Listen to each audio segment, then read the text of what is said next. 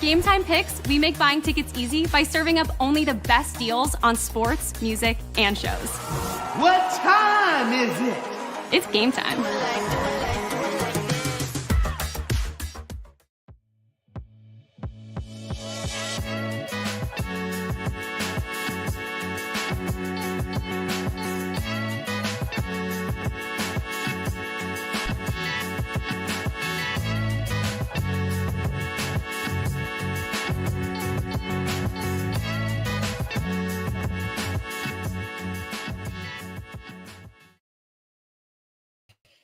Hello, everybody, and welcome to the Hockey Podcast Network. Finally, we're here. It's game time. Players are at center ice.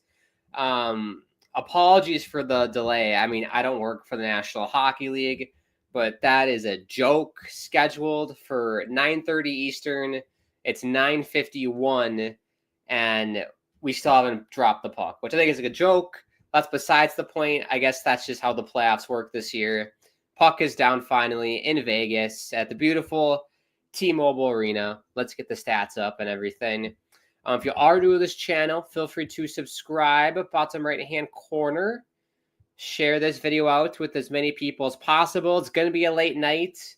I have a suspicion it's going to be. I don't know why. I have I don't know. I have a feeling that it's going to go like multiple overtimes tonight. I don't know why. Oh, my water fell. I don't know why. I just have a suspicion that we're going to multiple OTs tonight. So we'll be live for the whole stream. Don't you worry. I'll stay up. I'm in the central time zone, so it could be worse. I could be in the east, but it's okay. Get your predictions in the chat as well. Who do we think is going to win tonight? Edmonton did win the first game. I'm going to go Vegas. I think Vegas will bounce back and take this game to tie up the series and have it be tied into Edmonton. I'll go, like I said, I think we're going overtimes. I think it'll be a 3-2 win for Vegas in overtime. I'll do a single overtime. I don't think we'll go multiple. But I have a feeling. I have that spidey sense feeling that we might. So you never know. Don't forget to follow us on our socials. At hockeypodnet is the Insta and Twitter. Check me out on Twitter. At Grant Akeem is my Twitter handle if you want to check me out. And else we got to say the sponsors, DraftKings and Game Time. Use promo code THPN for both.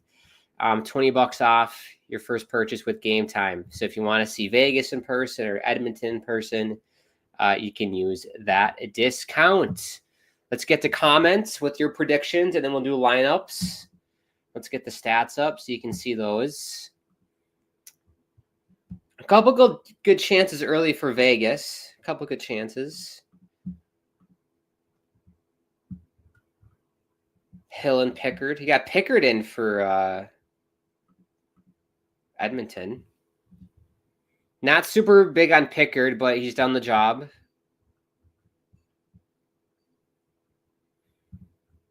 Yeah, comments. I was chatting with people before the stream started, so let's find where we left off. Connor says, wish you good luck, lad. Unfortunately, no way in hell will I subject myself to listening to anything about those goddamn Oilers. I understand, Connor, because I believe you're a Jets fan, right, Connor? I believe. You have to remind me. It runs very deep. Yeah, I personally, I have nothing against the Oilers. I mean, the only reason why I don't like them is because they got number one picks every single year. And we'll touch on the number one pick, by the way. You probably can't see it, but there's an Islanders logo back there. I'm an Islanders fan. We will discuss that because I am so stoked about it. We will discuss it later. But Edmonton was a team that kept getting first overall picks. And it was just really annoying. And they got McDavid. They have Draisaitl.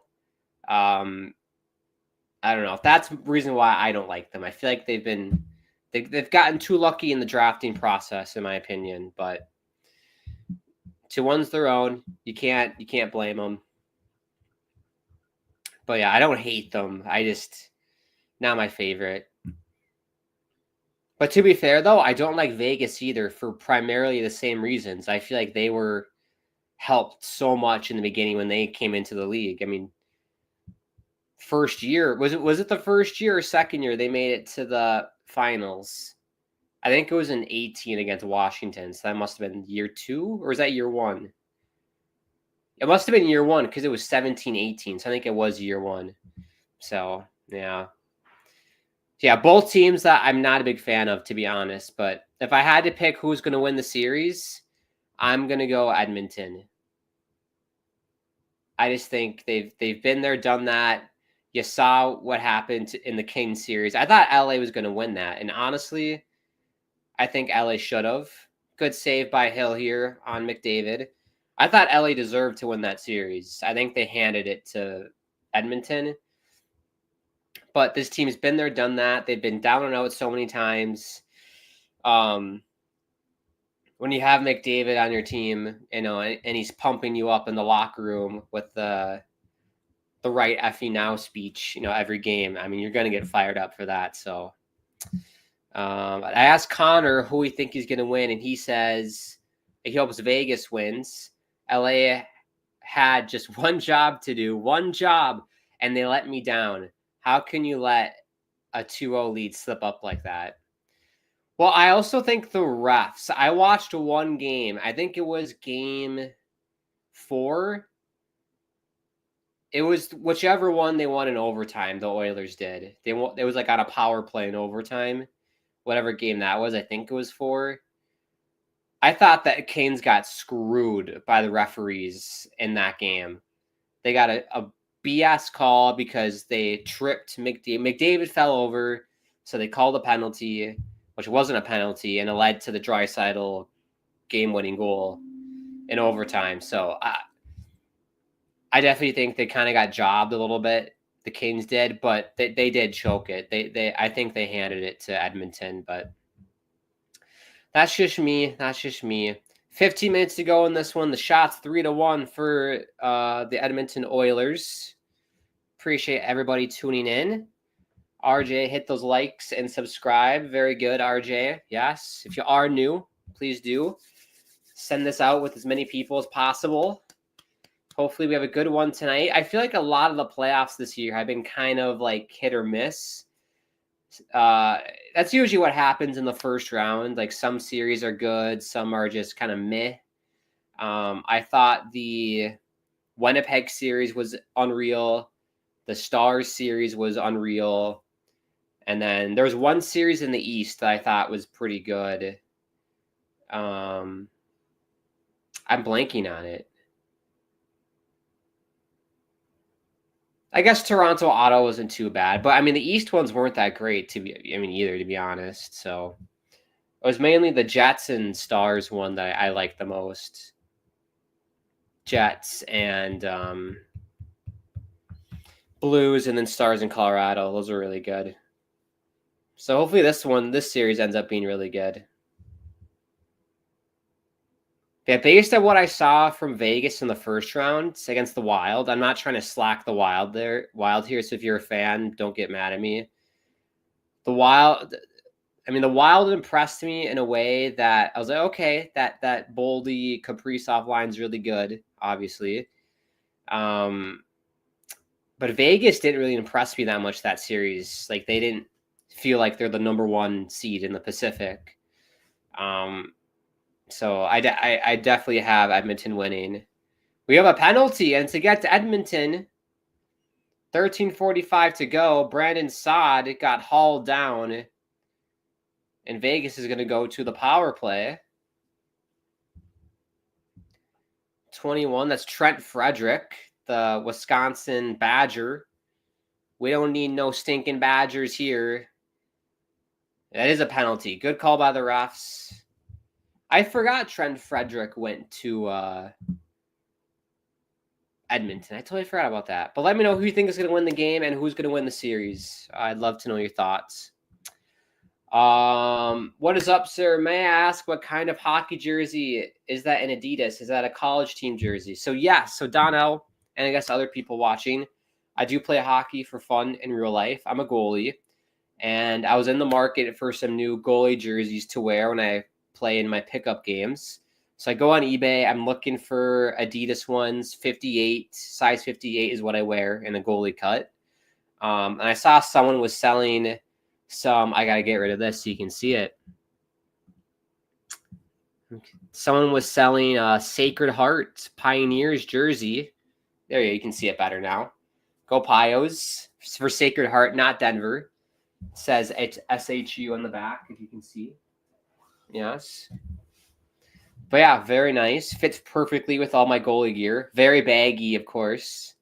But I thought I'd wear it tonight because I don't have a Vegas jersey or an Edmonton jersey. So I thought I would support the Sacred Heart Pioneers. Shout out. I don't know what city they are in Connecticut. I know they're in Connecticut. Where is Sacred Heart University? They have an insane new arena, though. It's in Fairfield, Connecticut. That's a Roman Catholic school. Shout out the new Pope as well. There's a Roman Catholic connection there.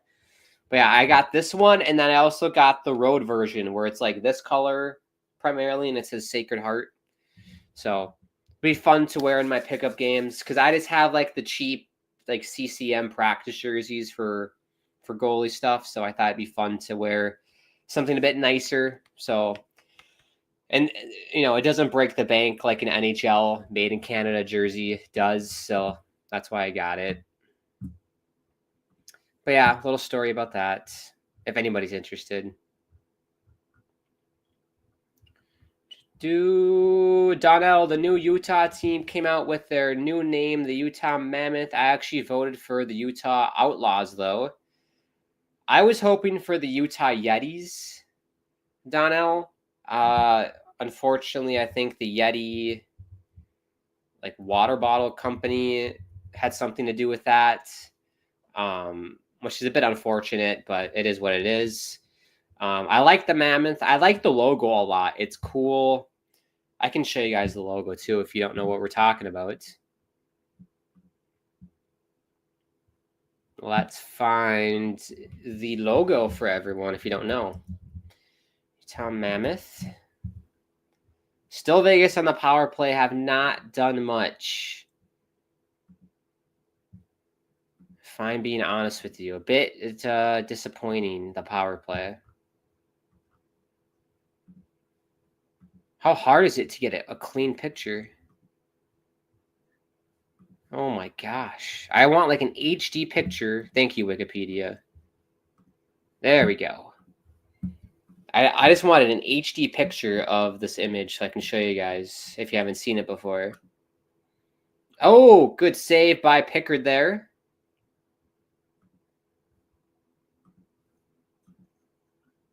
There's the new Utah logo, everybody. I like the mountain. So you can see the mountain up top. It's like the mammoth's head.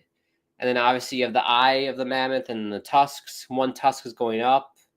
It looks like that's the snout of the mammoth. And then one of them is a tusk. I like it. The color scheme's good. I do like how on the jerseys, the home jersey has this mammoth logo. And then the away jersey has Utah spelled out. I think that's a nice touch. Because I love word mark jerseys, as you can tell. Pioneers. I like the word marks. So very nice job by Utah. I don't know, I forgot the owner's name, but the owner, whoever collabed and did the graphic design work, I think they did a fantastic job with it. I like it more than Vegas, to be honest. I think it looks better than Vegas's color scheme and jerseys. I'm not a big fan of Vegas's look. I do think Seattle's, though, is a lot better. You can't beat the Kraken. That's just a perfect color combo, perfect name. Release the Kraken. We might have another penalty on the Edmonton Oilers for delay of game with 1 second left on the Vegas power play. 2 minutes for delay of game. So just when the first power play is going to expire, Edmonton gets another penalty. Delay of game. Adam Henrique flips the puck from his own zone all the way out. So basically, I have a 2-man advantage for 1 second, and it'll be another power play for Vegas. Only one shot on the power play for Vegas. They got to do better in that department. It's always good to get pucks on net. That is the goal, after all. What do we like? Do we like me being tiny or me being like this? I don't mind. I don't mind either. This is fine. That's fine too. I don't really care. I'm not bothered. We will do lineups. I keep freeing new lineups. Don't you worry. At the next commercial break, we'll do lineups. Halfway through the first. Here's Eichel. Oh, backdoor, and they score. That's for Connor. It's Olofsson.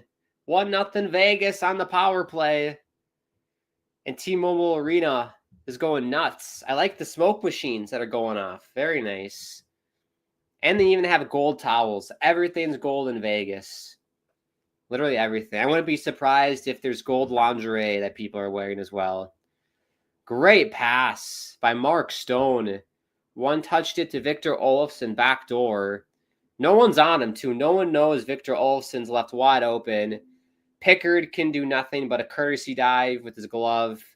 Left out to dry by his defenseman. First career playoff goal for Victor Olofsson. I believe he was on Buffalo, Victor Olofsson, for many years. So that makes sense. His first playoff goal. Did you see Mark Stone's knob? And I'm not talking about the thing between his legs. I'm talking about the shaft of his stick there. Look at his knob. That is ginormous. Holy shnikes.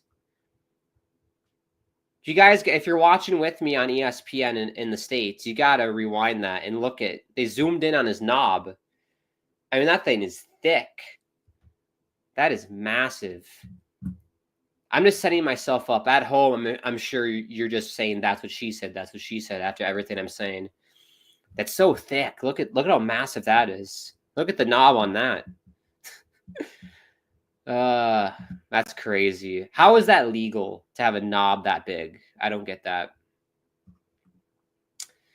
Donnell, also with the Utah jersey, what bothered me is the home jersey has the Mammoth logo. Meanwhile, their away jersey has the Utah word mark, which is stupid. Should put the Mammoth logo on the front. Well, we agree to disagree, Donnell. I like that it says Utah because it's a lot like baseball jerseys do that a lot, where the home jerseys for baseball, it'll say the team's nickname, and then the away jersey will say where the team's from. So for the Yankees, that's a bad example. The Twins do this. So the Minnesota Twins, their home jerseys say Twins, and then the road jerseys say Minnesota on them to show what state they're from. So I actually quite like that, having their primary logo be home and then the Utah for the road. I believe they're the only team in the NHL to have different home and away sets then, right? I don't think there'd be any other team who have different home and away jerseys in terms of the logo in front. So I do like it. It's unique. It's different. I think it's cool, but some people don't like it. I think they smashed it out of the park, in my opinion. Donnell says the away jersey gives you too much Hurricanes away jersey vibes of the Canes. Oh, this jersey? I guess a little bit. They don't have gray, though. That's outlined in gray, if you can see it, but no, I get that. I definitely get that. I tell you what, look out. If you're a college hockey fan out there, look out for Sacred Heart University.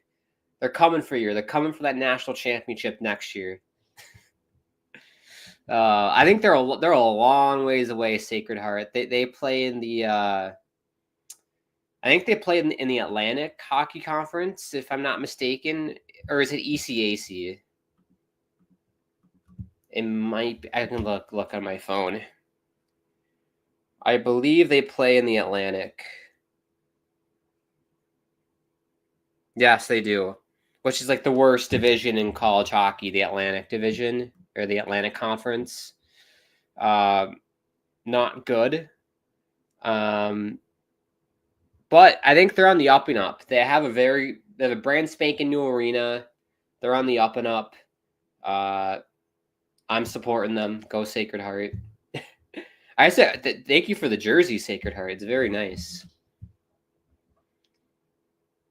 Also, it makes sense. They're a private Roman Catholic school, lots of money, so they're able to have the nice Adidas made in Canada jerseys. Many other schools, you'll be surprised, in college hockey, many other schools have cheap looking jerseys. Like, it's really bad. Really, really bad. Especially a lot of the smaller, like, state schools, like Mankato State in Minnesota have, like, they're like beer league jerseys almost. It's not even like a proper jersey. Dino says the Golden Knights got to the Stanley Cup Finals in their first year in the 17-18 season. Golden Knights lost to the Capitals in five games. Yes, that is another reason why I don't like Vegas. They got successful way too soon. They got handed lots of really good players, but at least they didn't win. Also, their fan base is similar to Toronto's, kind of obnoxious and annoying. They think they're good every year, which, I mean, don't get me wrong, they're a good team. But I don't know. I don't like the cocky fan bases. I'm not a big fan of it. No. Connor, all the more reason to hate Edmonton. The NHL wants to protect their poster golden child, Rat Boy, number 97 at all costs. There's definitely Connor McDavid bias when it comes to the referees. I completely agree. I think he's given special treatment. If he gets knocked down, I would say 80% of the time, if McDavid gets knocked down, they're going to call a penalty. So I agree with you, Connor, there. To some degree. I don't think it's completely rigged for Connor McDavid, but just a little bit. He gets away with everything. Add to that, he bails out and gets bailed out by his personal German butler, Leon Draisaitl. I know, it must be nice to have a German butler. Very nice. I think that everyone's goal in life should be to hire a German butler. That knows you made it in life. You can have a German butler. One thing that I do think, this is kind of like put on my tinfoil hat time. It's that time of the night for me. I've been up since like 6 a.m, so I'm very tired. I might say some stuff tonight that makes no sense. I apologize ahead of time. But I think in the future, robot butlers are going to become a thing. Like a robot servant, whether it's like a Roomba-looking device or it's like an actual like robot-looking like transformer thing. I think in like 50 years from now, that might be a thing, like robot butlers. If you're rich, because I think it'll cost a lot of money, but I wouldn't be shocked if that becomes a thing. I actually wouldn't mind that. I think it'd be quite fun to have a robot butler.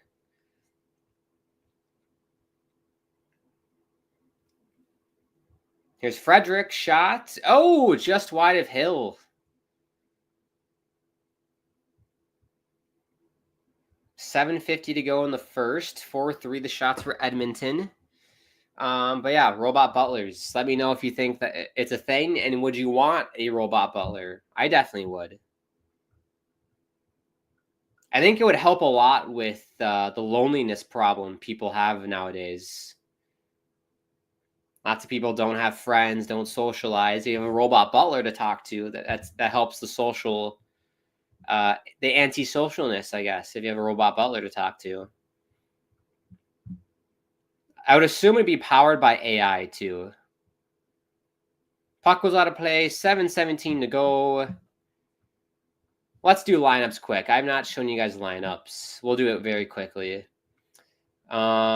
The visiting Oilers, Draisaitl, McDavid, Perry, first line. Kane, Nugent, Hopkins, Hyman. Shout out Michigan. Trent Frederick. Shout out Badgers, the Wisconsin Badgers. Adam Henrique, Brown. Podkolzin, Janmark, Arvidsson. Your fourth line. On defense, you got Nurse, Bouchard, Wallman, Klingberg, Kulak, Emberson, and then Pickard in net. For Vegas, you got Stone, Eichel, Barbashev on your first line. Olofsson, Hurdle, Saad, your second line. Smith, Carlson, Howden, your third line. Kolesar, Huat, Pearson, your fourth line. Every time I see Kolesar, I think of coleslaw, the food. Love coleslaw. Theodore, McNabb on defense. White Cloud, Hannafin. That's quite funny. White Cloud. What color is a cloud? It's white. Pietrangelo and Haig, and then you have Aiden Hill between the pipes tonight for Vegas. There you go. Back to the stats. I got to credit ESPN. I feel like there's been very limited commercials in this period. Donnell says, what are your thoughts? Islanders winning the number 1 pick on Monday night. And who do you think they should draft? Who do you think they should draft at number 1? Yes, that is so exciting. Let's touch on that during the intermission. Let's talk about that during the intermission. That's a massive topic. Let's put a pin in it, Donnell, and we can talk about it during the intermission. I have so many thoughts about that. And what's crazy is like Islanders, if you go on Islanders Twitter, which I don't recommend, but if you do, for about 10 minutes, the Islanders community was united like never before. All of us were ecstatic. We get the number 1 pick. 2-on-1 for Vegas. Eichel holds up. Shot. Oh, saved by Pickard. I said Pickard. Saved by Pickard. It's Pickard. And deflects out of play. Good job by Eichel. Catches Bouchard. Oh, that was a good stick there. Who was that? Was that Bouchard? It was Bouchard. He makes up for his mistake. Good stick on Theodore. But basically, Islanders Twitter, we were united for 10 minutes. And now if you go on Islanders Twitter, everyone's against each other. Hagens, he's from Long Island. You got to take Hagens. You got to take Schaefer. He's the best. Oh, what about Michael Misa? 134 points in the O this season. Got to take Misa. So we'll talk more in the intermission, but that's just a little taste of Islanders Twitter. Everyone's going mad right now. And what a problem to have. None of us thought we'd be having this problem, but it's nice. Good save by Pickard again. Pietrangelo sends it down low. Coleslaw. Loses it, and Vegas has to regroup. Oh, it's Kolesar. He missed the net. Goes out of play with 5:31 to go. Shots 5-5. What are your thoughts on the new Rangers coach Mike Sullivan? The guy introduced today to the media. Yes, lots of coaching changes happening in the league. Mike Sullivan to New York, which I think is fine. I'm not sure if there's anyone else on the market that would have been a better fit than Mike Sullivan for the Rangers. I think he'll be a fine fit.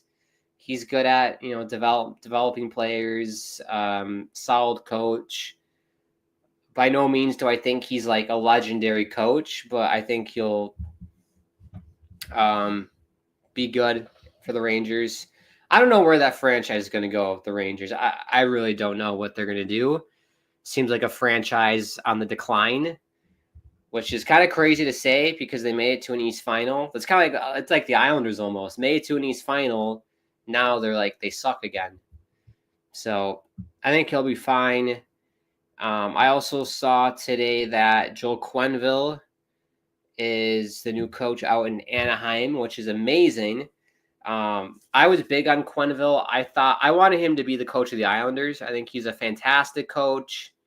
He obviously coached all the Chicago Blackhawks teams in their heyday. Of course, there's the controversy with the Kyle Beach situation, his role in it. People are upset about it, rightfully so. I'm not going to sit here and tell you that I respect what he did in the situation. He obviously could have done better. But that being said, I think enough time has passed where he should be allowed back in to coach again. Glad he's able to get a job in Anaheim. Anaheim is a very bright future ahead. Lots of young talent on that team, which I think Quenneville is a perfect fit for a team that's kind of rebuilding and looking ahead to the future. So excited to see what Anaheim is going to look like. We'll see. A player I'm looking at for Anaheim is Trevor Zegras and whether or not he's going to stay. I wouldn't mind if the Islanders, wink, wink, whoever the new GM is going to be, maybe go after a Trevor Zegras. I wouldn't mind him on the island. Or a Sonny Milano. If you're so adamant about a local kid, get Sonny Milano.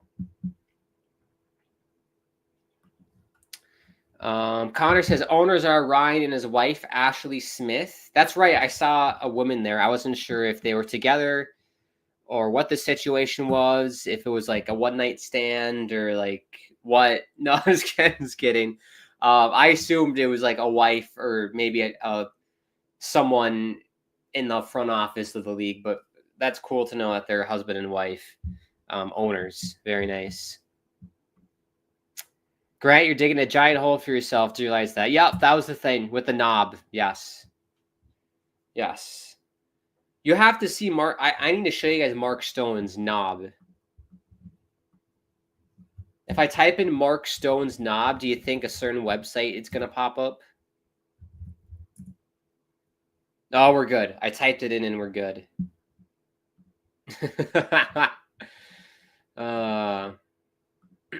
Yeah, this is ridiculous. I need to show you guys this. Another save by Hill. Kind of back and forth period. Still 1-0 Vegas if we're just tuning in. But Mark Stone, players tape their sticks differently. You're allowed to tape it however you want. I am stunned that 1, it's allowed. 2, that this works for him because I'm assuming this makes the stick like twice the weight because sticks nowadays are as light as a feather. I mean, you're adding so much weight to the stick by doing this. But I guess it works for him. It looks like a goalie knob, to be honest. I wonder if he uses it to check people with. Like, look at that. Look at how big that is and thick and gray. Look at that. That's crazy. Like, I wonder when he goes in to check someone, if he, like, you let the butt end stick out a little bit on your hands when you go and rub someone out on the boards. I wonder if that's why he does that or if it helps with grip. Oh! Petrangelo tried to set up Barbashev, couldn't get it to go. Here's Zach Hyman for Edmonton. Good defense by Vegas, and they'll break up that play. But yeah, that's ridiculous. How is that legal? Because there's rules for goalies about having a knob on your stick. You can't have it be that big. So I don't know why the players aren't held to the same standard. It's crazy. That is absolutely crazy. All right, let's take it off the screen before we get censored here.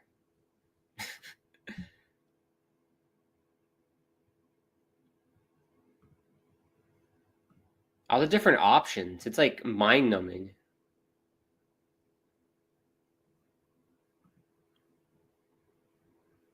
Oh, Hannafin. Good save by I'm blanking on the goalie's name. Picard. Good save by Picard.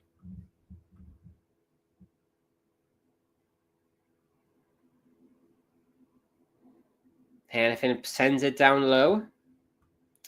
Connor says Canes and Rangers really do not like their own logos. That's why they reverted to diagonal lettering. Oh, yeah, Carolina does that. Canes. I forgot about it. Carolina spells their jerseys out. Canes.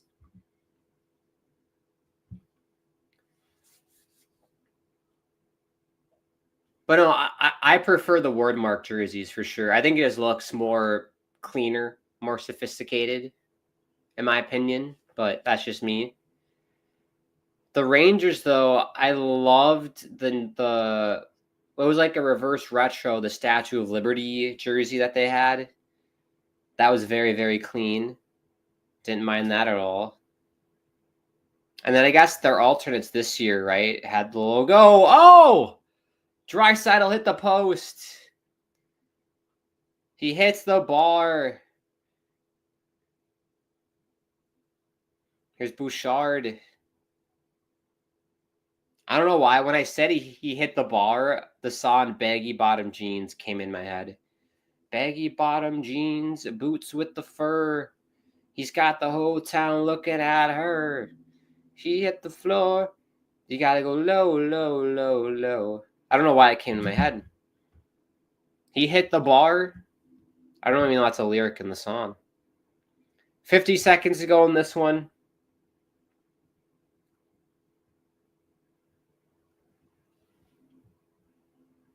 It's a pretty solid period for Vegas. So see if they can hold on to the lead here.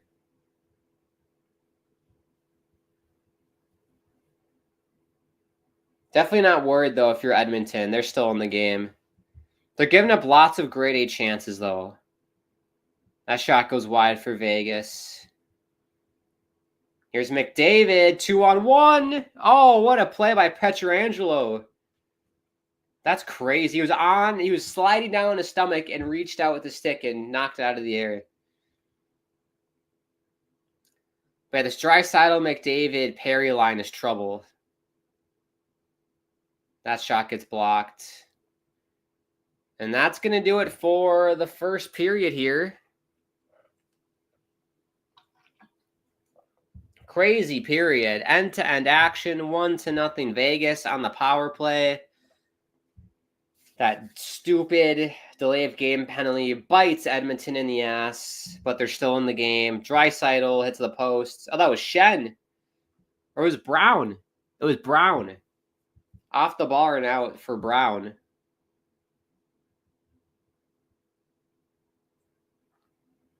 Fantastic defensive play by Pietrangelo there. That's unreal. Final stats for the period. 6 shots apiece for each team. 4 shots apiece off target for each team. 6 block shots apiece for each team. Very even period. And you give the edge to Vegas because they got the goal. But Edmonton is still in the game. That's for sure. Don't have to worry. Donnell says the Utah Mammoth owner is Ryan Smith. He also owns the Utah Jazz, the NBA team, and his wife, Ashley Smith, who is the co-owner with her husband. Thank you, Donnell. Very fun. I wonder if that causes any fights in the house. I imagine, they never say work with your, never work with your significant other or girlfriend or boyfriend. They usually say that's a recipe for disaster. But glad they're making it work. I don't know if I would ever do that. If I had a wife, I don't know if working in the same environment, if I would like that. I like the separation of our day. Like, I don't know. I'd make it work, of course, but I just don't think that's for me. Be a bit awkward. Some people do. I know people who work with their boyfriends, for sure. Donnell says, no, I was talking about the Utah Mammoth away jersey that says Utah on the front. Looks stupid because it gives Hurricanes vibes of Canes on the front. If they put the logo on it, it would be so fine, says Donnell. Again, yes, I'm sure it would look cool, but they put it on the shoulders. They put it on the shoulders, which I think is great. The spelling of Utah, I think, looks so clean. But yeah, I don't mind it at all. I think it looks fantastic. All right, that's the first period. I'm going to spill some thoughts now on, you can clip this if you're an Islanders fan out there, I guess, or whatever you want to do with it. Let's talk about the draft, the draft lottery. Islanders number 1 pick, 3.5% chance of winning, and they pull it off.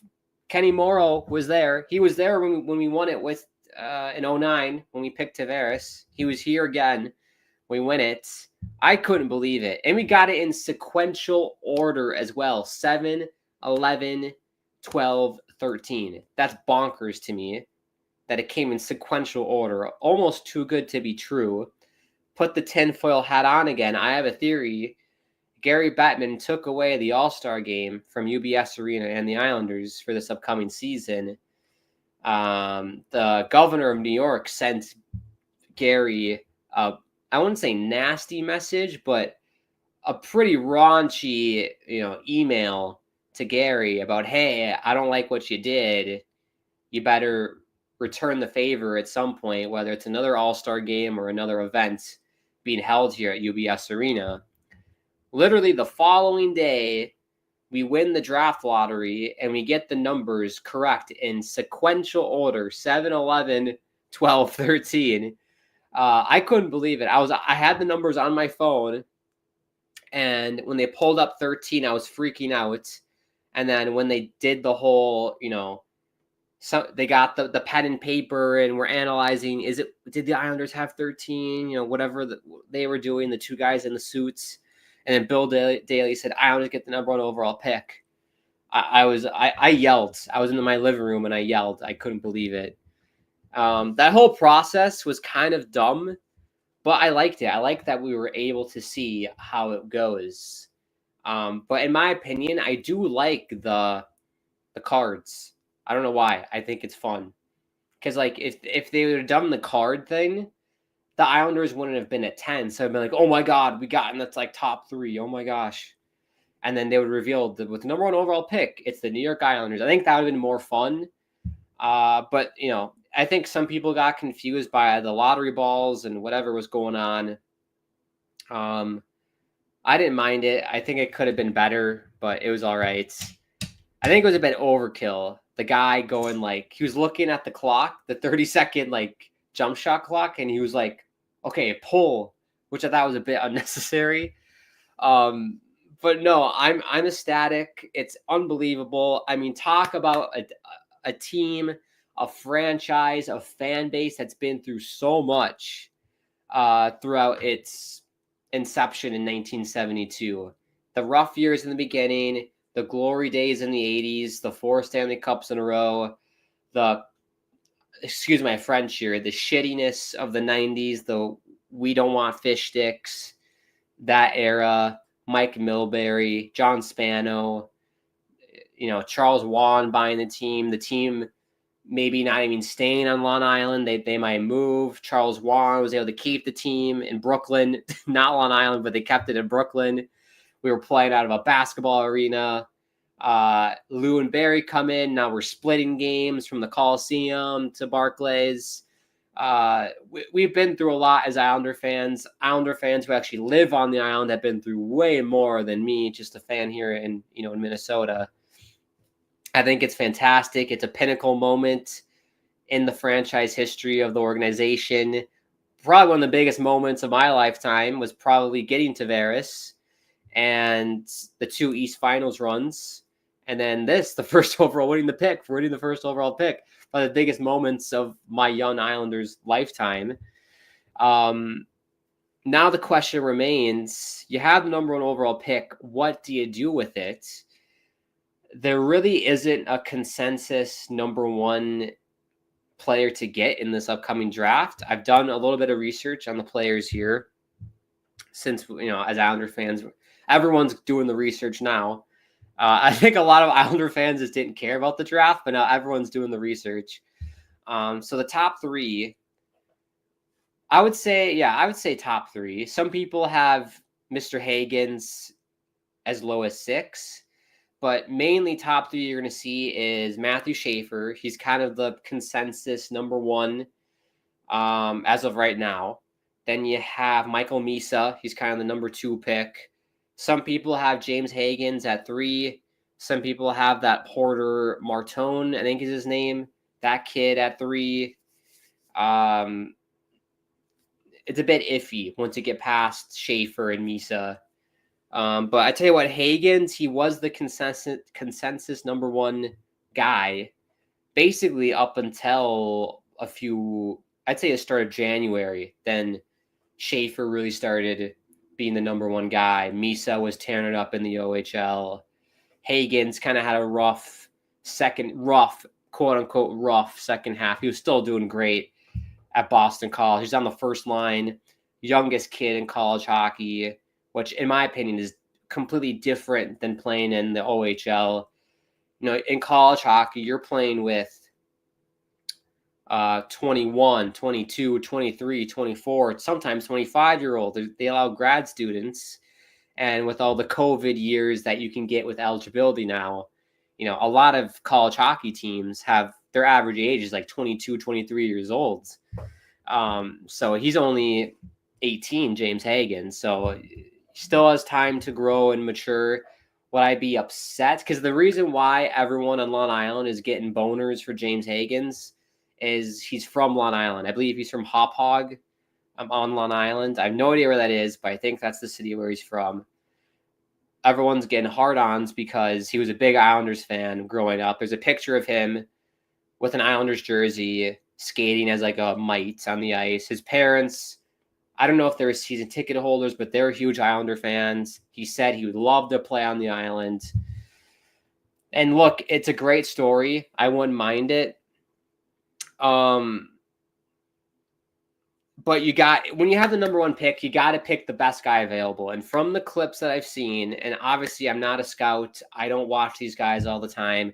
From the clips I've seen of Matthew Schaefer, he reminds me of like a Cale Makar defenseman. His ability to drive the puck up the ice, such a smooth skater. Think of like a Nicoletti skater with the hands of like a Makar.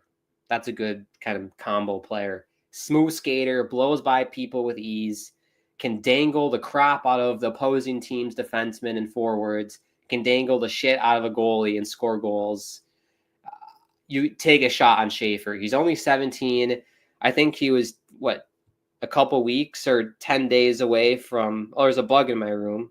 I think that's a spider. I'll take care of that later. That's gross. He's like 10 days away from being eligible for the next draft because he was that young.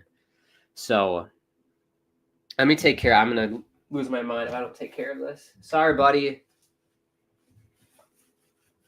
Oh, it's nasty. There you go. Spider's gone. I don't know where that came from. Nasty. Where was I in my little rant? Matthew Schaefer's skating ability, it's elite from the videos I've seen. He's so young because he got injured. He had mono to start the season, and he got injured at the World Juniors. He broke his collarbone. So I'm thinking, get him at number one. When you have the number one pick, you pick the best guy available. I'm sorry. You don't trade it. If you want to trade it, either San Jose or Chicago or whoever you trade with better be giving you a king's ransom for that number one pick if they want Schaefer so bad. Otherwise, you're picking Schaefer. You just pick the best guy, number one pick. You're picking the best guy. The only way where I would be okay with trading it, like I said, is if we got a lot in return from either San Jose or Chicago, then I'd be fine with getting Hagen's. But the Schaefer kid's too good to pass up. You draft him, let him play another year in the OHL, or whatever league he wants to play in. Let him develop for another year, see where he's at the following season, and then assess if you want to bring him up to the big team or put him in the minors or whatever you want to do.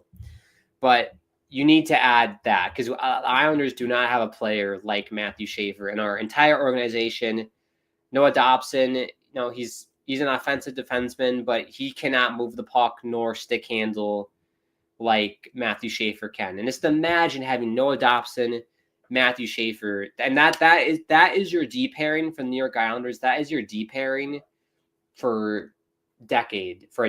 I mean, you don't have to worry about it. That is your top pairing, D pairing. You don't have to worry about it. You're going to have Cal Ritchie coming up. He's supposed to be really good. You're going to have Barzal being kind of older now. He's, he'll probably be almost 30, maybe 30. I don't know how old Barzal is actually. I think he's in his upper 20s. So he's getting close to 30. You're gonna have Sorokin in his prime as well.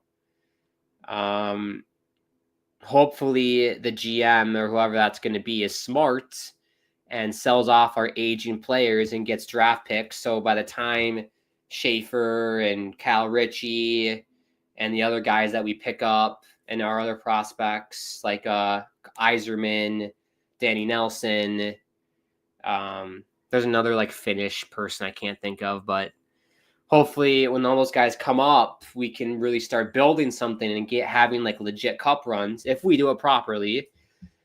My worry though is that since we have the number one pick, whatever GM comes in, or maybe the owners will put pressure on the GM, they're going to be like, hey, with this number one pick, we need to pick an offensive player to play with Barzal right now. So pick Misa or pick Hagens at number one. And then let's try and be competitive right away. That is not the move you need to do if you're the Islanders. You cannot do that. You need to this is full rebuild. Number one pick, start the rebuild now.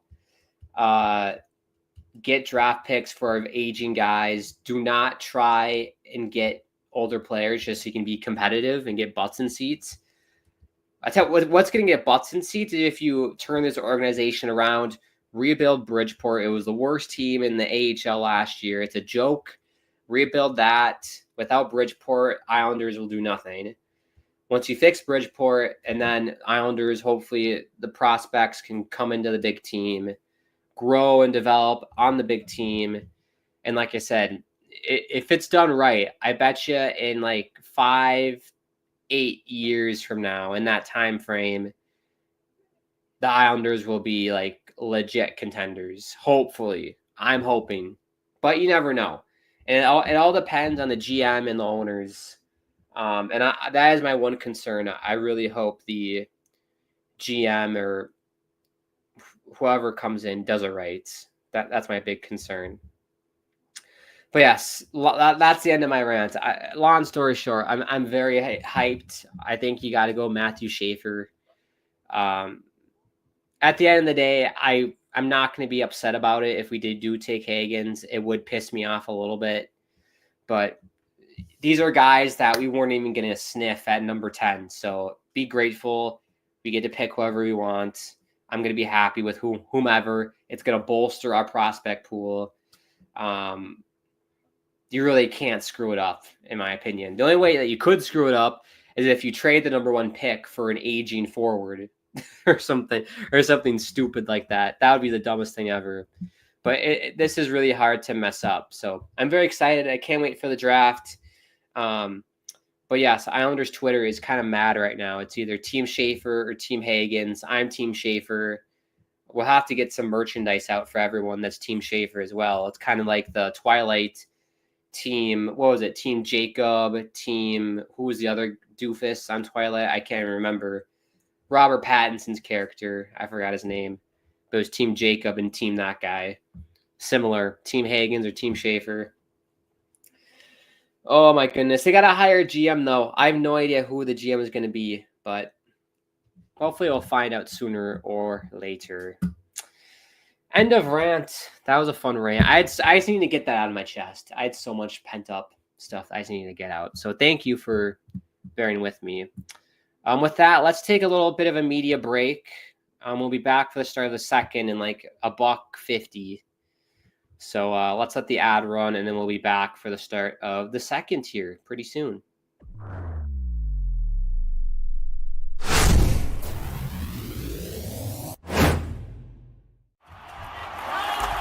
Whether you're looking for courtside or upper deck, opening day or opening night, comedy or concerts. With Game Time Picks, we make buying tickets easy by serving up only the best deals on sports, music, and shows. What time is it? It's game time.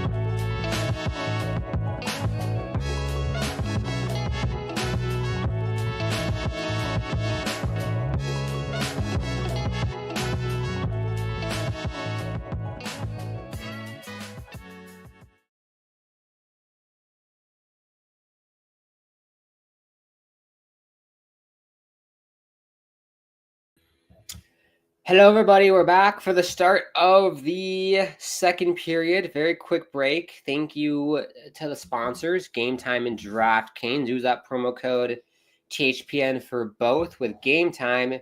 Put this up, $20 off your first purchase. So if you want to go to a playoff game, comedy show, concerts, live music, live anything, use that discount and get $20 off.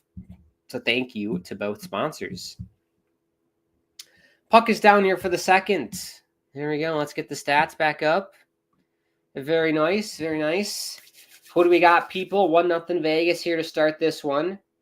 I think Edmonton kind of had a bit of the momentum there towards the end of the period. Let's see what they can do. They're the comeback kids, after all. Edmonton, very good at coming back. But yes, don't forget, if you are new to the channel, feel free to subscribe. Bottom right-hand corner. Smash the like button as well. Make sure you follow us on the social media pages. At hockeypodnet is the Instagram, or the gram, as the kids say, and the Twitter. Check me out on Twitter. At Grant Akeem is my Twitter handle. Especially if you're an Islanders fan. They're one of my favorite teams. Or the Canucks or Jets. I tweet about them quite a bit. Lots of thoughts. I went on a big rant about the James Higgins debate. So if you're interested in that, rewind it. You can listen to my rants and my thoughts about that. But check me out there. And we did the sponsors already. So very good. Also, if you want to make a donation in the channel, you can do that through the live chats via Super Chat, I believe. You can be a superhero and send a Super Chat if you want. Very fancy stuff on YouTube, I know. Here's Corey Perry. Gets hauled down. Penalty? No. Referee says no. We play on. That shot, saved by Pickard. I can't believe in the first period I said Picard. Like he's some... Picard sounds like someone who was a painter back in medieval times. Picard. Or he sounds like an astrologist, like Kepler, Johannes Kepler. It was Picard. It was his right-hand man back in Austria, looking at the stars. Any more comments? Chat's kind of dry tonight. Did you catch the new Grand Theft Auto 6 trailer? Looks so good. And the new gameplay trailer for Mafia: The Old Country came out today. It also looks good as well. The game is out August 8th. I heard news about GTA 6 that it was coming out. We have to wait another goddamn year for it, which pisses me off. I thought it was this year it was coming out. We gotta wait another year for it, which, whatever. I have not watched the trailer. I definitely should. Maybe I'll do a reaction video to it. That'd be fun to do. Do that this weekend. I don't know the game Mafia: The Old Country. I don't know that one. Is it like a GTA kind of game? Kind of sounds like it. You're part of a mafia. But no, I am stoked for GTA 6. I never really was into gaming when I was a kid. All I played was NHL when I was a kid, really. And like Lego, Star Wars, all the Lego games were fun. I had a Wii, of course. Never got into Grand Theft Auto because that came out in like 2013, I think. 2012, 2013. I would have been in middle school when it came out. So I just never got into it. And then in high school, never got into it. I was too busy with hockey and being a student and watching the Islanders every night and other things going on. So I just never really got into it. I played GTA. I did the entire series on Grand Theft Auto on my YouTube channel. So if you are curious, you can check that out. Just Grant Akeem is my YouTube channel. We did that about a year and a half ago, GTA 5. Amazing game.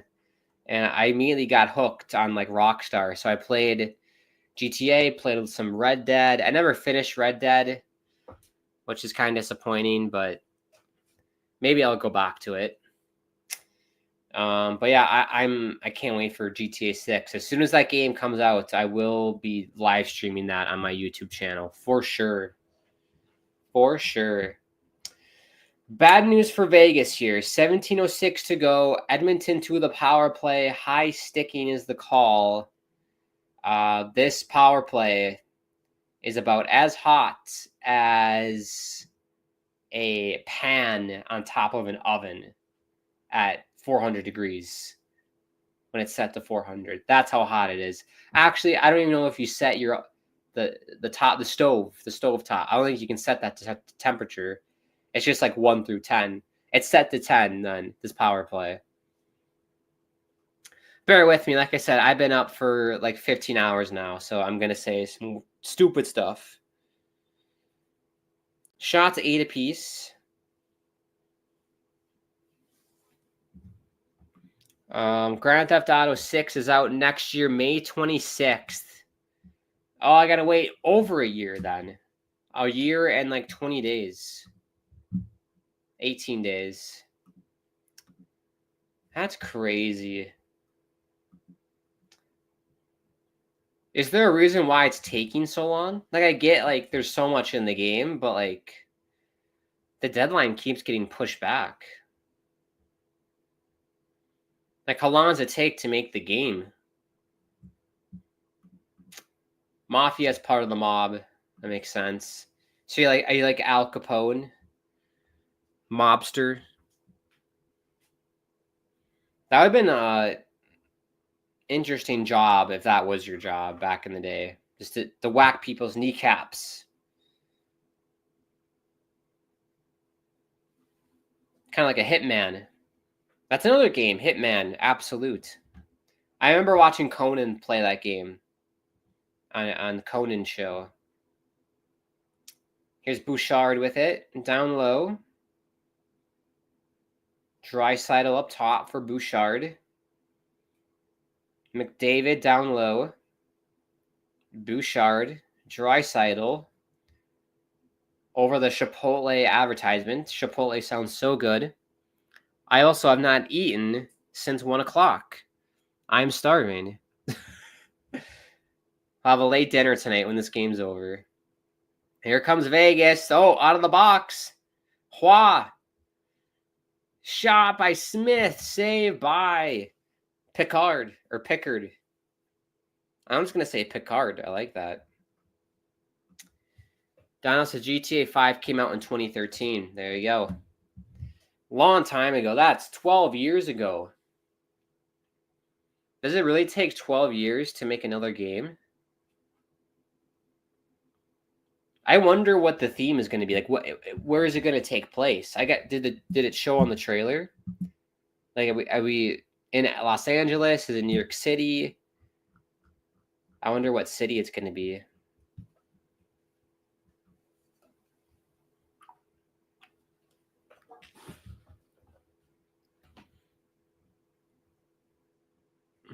Oh, the Islanders management announced a draft viewing party, 5 p.m. on June 27th at UBS Arena. Very fun. Too bad I can't go to it because I don't live there.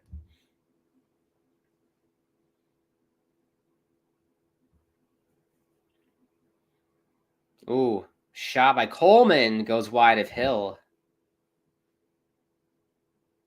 Oh, almost sprung Olofsson there on that chance.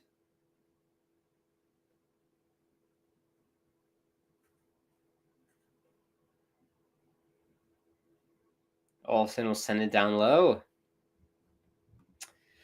Since Grand Theft Auto 6 is made by Rockstar Games, they got to polish the game, make sure it doesn't have no bugs before they release it. Got to make sure it looks good. I get that, but I feel like that's a long time. 12 years. I mean, unless the game is going to... Unless there's like so much story in the game, if that makes sense. If the story mode is going to be super long, I guess.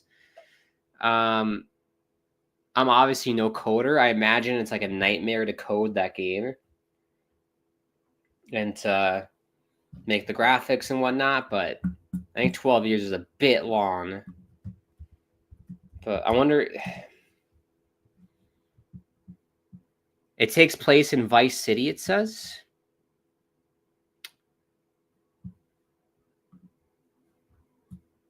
Looks like Vice City, yeah. I don't know what city that would be. Jason and Lucia. So it's like, are the characters in GTA 5 no longer going to be a part of it? It's like Michael and Trevor. Who is the Franklin? And Franklin, Lamar. Another save by Picard on Ivan Barbashev. A couple good looks there for Vegas. Still 1-0 for them. 12:44 to go in the second. Yeah, Pickard's been excellent, all kidding aside. What a save that was on the toe. That's crazy. Bum bum bum bum bum bum bum bum bum bum bum bum bum bum bum bum bum. Very nice. Grand Theft Auto 6 is based out of a fictional state of Leonida, which is based out of South Florida, also known as Miami. That makes sense because the cover makes it look like it's a Miami Vice kind of vibe. That makes a lot of sense. So the characters, also the graphics look incredible. I'm just looking at pictures. That almost looks like real life. That's an unreal. Here are the characters. We have Lucia Caminos, Jason Duval, almost Jason Derulo, Cal Hampton, Booby Ike. There's 2 O's in there, so it is Booby. Booby Ike, business entrepreneur. Draquan Priest, he's a music mogul. Real Dimes, rap duo and social media sensations.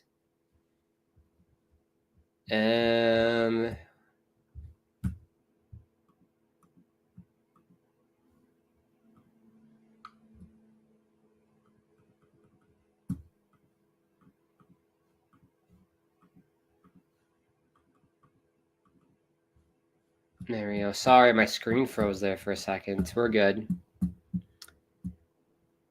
YouTube TV usually doesn't let me down like this. There we go. We're back to live.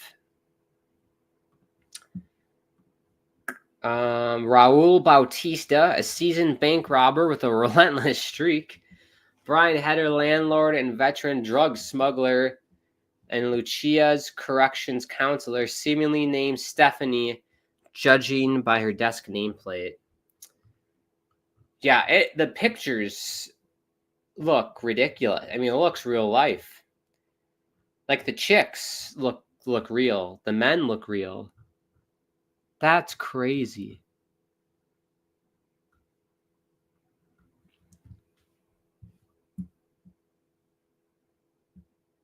That's awesome. I can't wait for it. Applause to everyone who's making that game too. I imagine that's a pain, like I said, to make.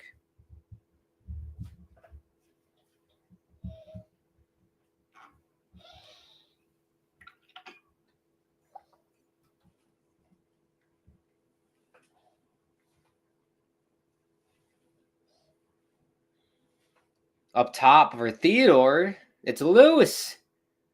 Wow, another save by Pickard. Is that a penalty? It is a penalty. It's going to be holding on the Oilers. Bouchard's going to go. Vegas back to the power play. Can sense Edmonton getting a little bit frustrated here. A little bit frustrated.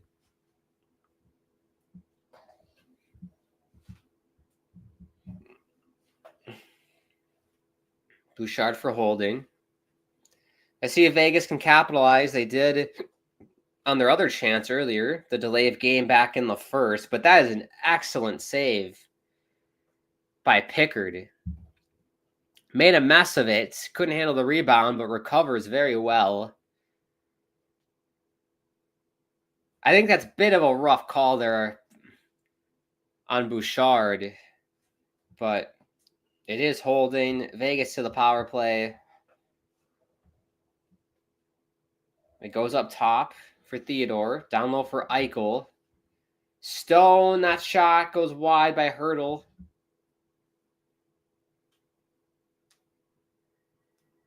Henrique will float it down. 7 for 22 the power play this season for the Golden Knights. So far, my prediction isn't bad. I did say Vegas was winning this game today. I said 3-2 in overtime. I had the vibes at the start of the stream that we were going the distance tonight. I'm praying this ends in regulation, but I will, of course, stay on as long as need be. Here's Eichel. Stone. What a pass. A better save by Pickard. The same play. It was like the same play as the Olsen goal. Stone to Olsen down low. They got to read that, Edmonton. They just have a guy in Olsen. Good job to clear it out. Bad turnover, though. Here's Brown. Sends it down. Hill's going to grab it. Shots kind of getting a bit skewed here. 14-8 for Vegas. Theodore rims it around. Remind everybody, get body checked. Get your body checked. I get it. Is it like breast cancer awareness or something? Here's Carlson. Hua behind the net for Smith. Up top, Hannafin. Carlson. Oh. Deflects for Smith. Hannafin. Carlson blocked. Oh, he broke his stick. Puck goes out of play. 10:20 to go. 7 seconds left on the power play. There goes $400 down the toilet for Carlson for Vegas. That sucks. Rare. I've only broken my stick as a player once. I did it once. As a defenseman too, which I think is pretty good. I never really took slap shots though. Was not a big slap shot guy. Mainly snap shots and wrist shots, backhands. So it's not too crazy.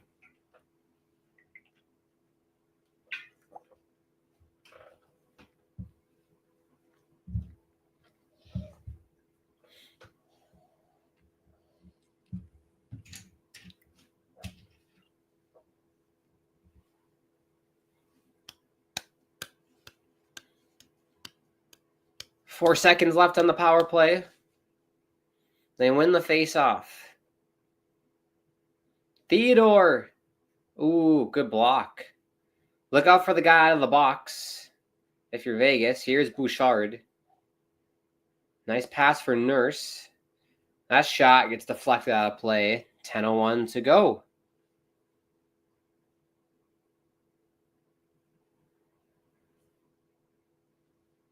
But yeah, if you're just tuning in, thank you everybody for watching. I appreciate it. I know it's Thursday night and it's late, so I appreciate you tuning in and hanging around with me on this Thursday evening. Thank you so much. If you're new, feel free to subscribe. Bottom right-hand corner. I don't know. I think we're on the road to like 6K on the channel, I think. Something like that. So very nice. Let people know about it if they're hockey fans. Even if they're not hockey fans, let them know about the channel. It's for everyone, especially if they're basketball fans, especially if they like basketball. Convert them to hockey. Enough of basketball. Hockey's the best sport, in my opinion. And baseball, too. I love baseball, but you can't beat hockey. So let them know about it as well. Also, Edmonton's last shot on net was at 19:01. That is crazy. Also, to remind you of scoreboard updates, we had a game earlier today, Carolina and Washington, that series, game 2. Washington did win, a nice bounce-back win, because they would have been in trouble if they would have lost both. McMichael, Carlson, Wilson with the goals for Washington, and then Shane Gostisbehere the goal for Carolina. consolation goal. Was it? Oh, it was a 2-1 game with an empty net. So it was a tight game. But yeah, that should go the distance. I think it will go 7. Carolina is just, they're built for the playoffs. I like Carolina a lot. So I have them winning that series for sure. Let me know your thoughts on that series and the other series as well. If you're still with me. If you're too tired, I understand. Toronto and Florida, that series, I did have Florida winning in I think 6 was my guess. That might go 7. Even though I know Toronto's up 2-0, but you're never in trouble until you lose your home games. So as long as Florida wins their home games, they're fine. Then you got Dallas, Winnipeg. Dallas did take game 1. I'm expecting Winnipeg to bounce back. I think they're a bit tired physically and emotionally from that game 7 against the Blues. So they should be ready to rock for game 2 in Winnipeg. #whiteout. Love the whiteout. That's such a fun concept, the whiteout. That's tomorrow. Toronto, Florida, Dallas, Winnipeg. This is the last game tonight. We'll see how long it goes.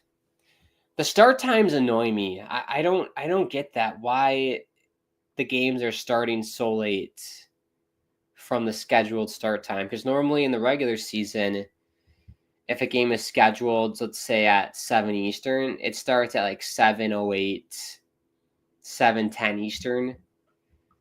But these are they're delayed by 20 minutes minimum. It's even worse if it's on TNT. It's 30 plus minutes delayed. And it's I wish they would just advertise the puck drop time so we know when to tune in. Oh! Another save by Pickard. But let me know the time. I'm very European like that. The European soccer does it right with the start times. I really appreciate them. 7 o'clock game, bang on, 7 o'clock kickoff. That's what the NHL needs. I also think if they shortened the intermissions and did less commercial breaks, it'd be a lot better. Because college hockey does that. It's two intermission breaks. It's a 15-minute intermission in between periods. The games get done in 2 hours. I think NHL should do that. Because one thing I will say, I love watching hockey, but budgeting 3.5 hours is kind of a lot to watch a hockey game. It could easily be short. It's kind of like what MLB did with the pitch clock.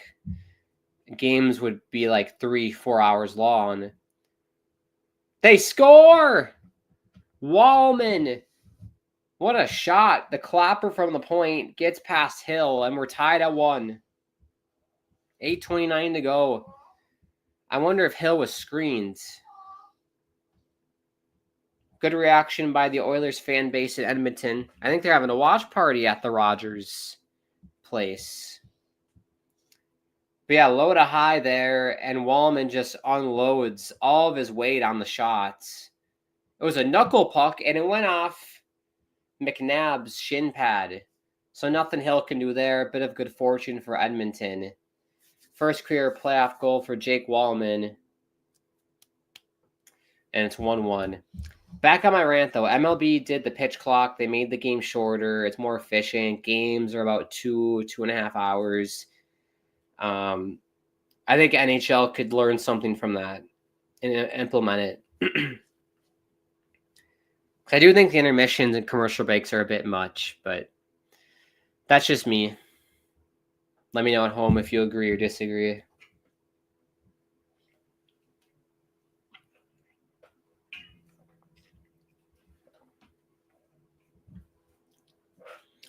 Hurdle down low. Here's Olofsson. That shot goes wide.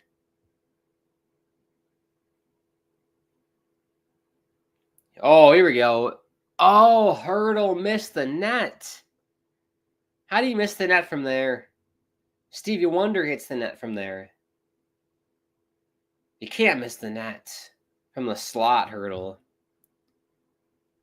He's trying to pick his spot. Donnell says, let me ask you, of the 8 teams that are left, Hurricanes, Capitals, Panthers, Maple Leafs, Stars, Jets, Oilers, Golden Knights, what are your finals matchups? I think out of the West, you're going to have Edmonton and Winnipeg. Even though I love Dallas, I love Jake Ottinger, and I think they're a great team. I think Winnipeg has something special brewing. And I think Hellebuck will get over the hump, that whatever hump he has to go over for his playoff record, which isn't great. I think he'll get over that. So I think you have an Edmonton, Winnipeg, West final. I think out of the East, you're going to have a Florida and Carolina East final. I think it's hard to bet against Edmonton. It really is. It's so hard to bet against them. I think they would edge Winnipeg. As much as I hate to say it, I think they would edge Winnipeg. A lot to be determined. It depends on injuries. You never know how the team's doing. Like, you don't know. But I don't know. Right now, if they were in a series, I would probably go with Edmonton. Let's just say Edmonton. And then from the East, I would go. Is it going to be a repeat of last year? I think I'm going to go Carolina. I really like Carolina. So let's go Carolina and Edmonton. I guess I got to go Edmonton then. I think Edmonton are going to win it. I think they will, finally. I really do. I've convinced myself. Oilers, your 2025 Stanley Cup champions. A little bit of redemption from last season. Although they won't play Florida. But still, it'll be fun. Here's Stone with it. Yeah, the defense is kind of optional this game. Both teams are getting really good looks. It's the goaltenders that have played spectacular. Miles offside. Barbashev. He was down on one knee.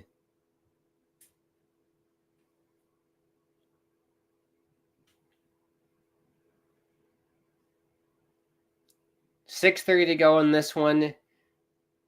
I'm getting tired. I'm starting to fade a little bit. I'm gonna have a snack during intermission. Starting to fade just a little bit.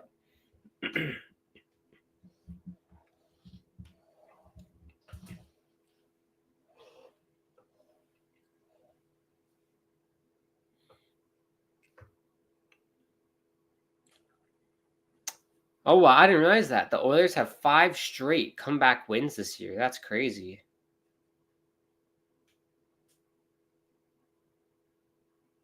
Oh, here's McDavid. Look out.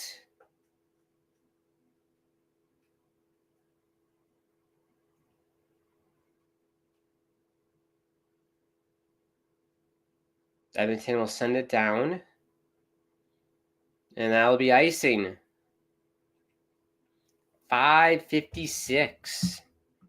5:56.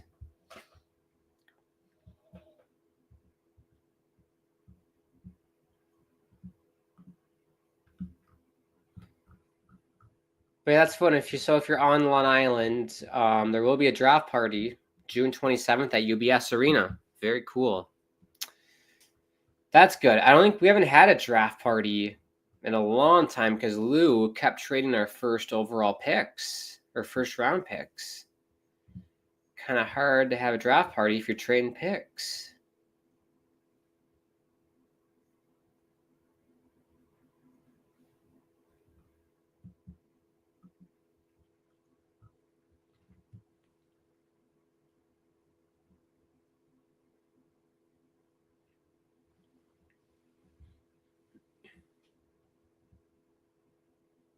Here's Howden, saved by Pickard.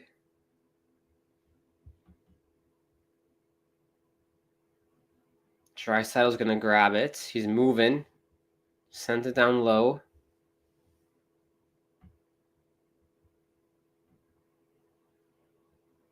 What a pass. Here we go.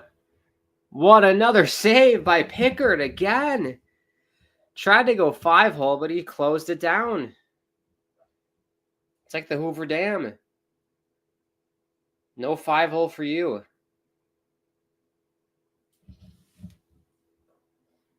No icing, says the ref here. Yeah, Pickard is keeping Edmonton in the game here. This could be 2-3-1 right now.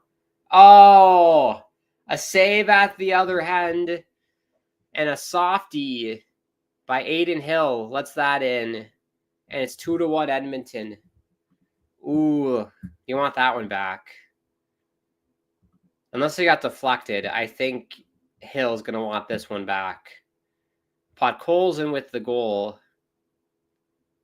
But yeah, look at this chance for Vegas. Right down Broadway. Excellent save by Pickard to close the wickets. It comes down the other end. And I think it's just a simple wrister by Podkolzin. He is cutting east and west through the slot, which is hard to read as a goalie. I didn't get a good enough angle on it, but I think Hill would want that one back. I think he would like to save that one. But again, when a player cuts across the crease like that at full speed and goes against the grain, so you're moving left and he shoots it right, that is hard to pick up. Like from experience, that is very hard to pick up.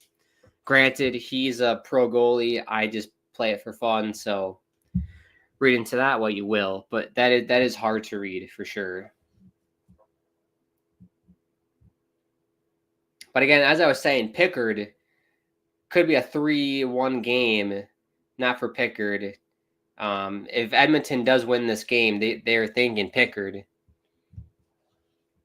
Because defensively, they have not been great. And I kind of shat on Pickard to start. I was kind of like, Pickard's not really my guy. I'm not super hot on Pickard. He's lights out tonight. Absolutely stunning Pickard tonight. But let me know your thoughts at home. What do you think of this game so far? 2-1 Edmonton. Almost done here with the second. Are you concerned if you're Vegas? If they lose this game, they're in big trouble, Vegas. They need to win this game tonight. Losing both home games is brutal. I think they could steal a game in Edmonton, but it's going to be grim. You'll be down 3-1 heading back for game 5. Maybe they force a game 6, but I think best case scenario for Vegas, if they lose this one, it's going to go 6. I don't think it's going to go 7. But you never know. Vegas is a resilient team, but Edmonton, I think, is just too powerful. And like I said at the jump, I didn't rate Vegas too high after the first series against the Wild. There was nothing that I saw from highlights that was like, wow, look at Vegas. Dominant over the Wild. They should have been. They were the number 1 seed in the Pacific against the wildcard team. Should have been dominant, and they weren't. I think the combination of the Wilds, are a really good team, for sure. That first line, like I said, is crazy. And a combination of Vegas not being as good as like a number 1 team in the division.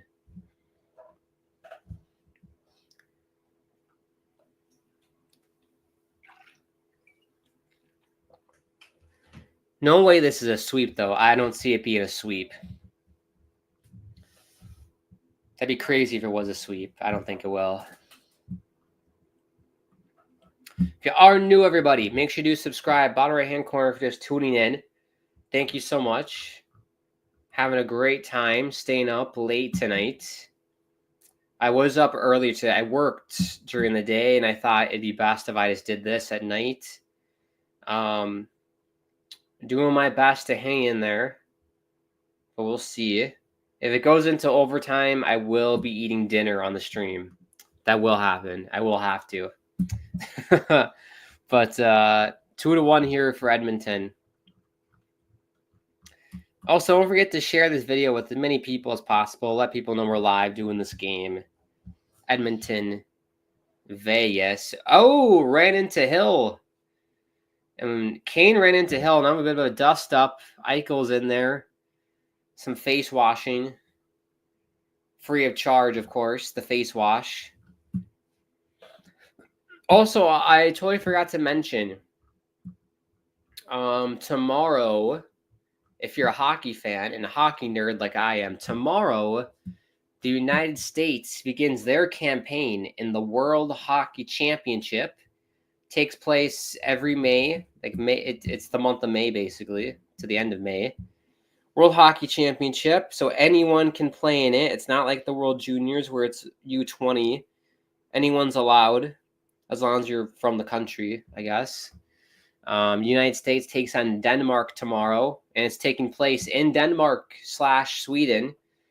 The U.S.'s group is in Denmark, and then Sweden's group is in Sweden, of course. That's where Canada is as well. So that should be fun. I think it's like a 2 p.m. Eastern game tomorrow. So if you're at work, at the office, or you got the day off tomorrow, watch that game. I'll be watching it at home. That'll be a fun one. They have a good team. We can go through the roster and all that too later on, but I'm not sure. I think they call a penalty here on Kane, maybe? Or was it on Eichel for the roughing?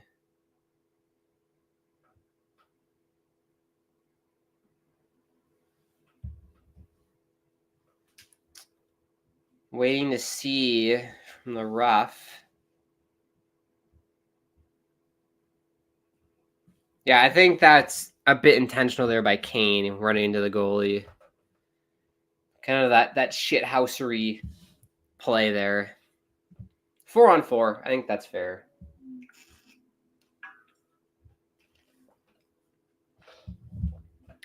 Fair indeed. Here's Bouchard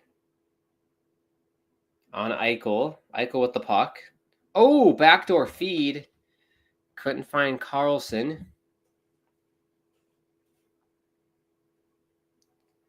Here comes Kulak. Bouchard, McDavid. Draisaitl. Yeah, 4-on-4 is made for Draisaitl, McDavid. Lots of room.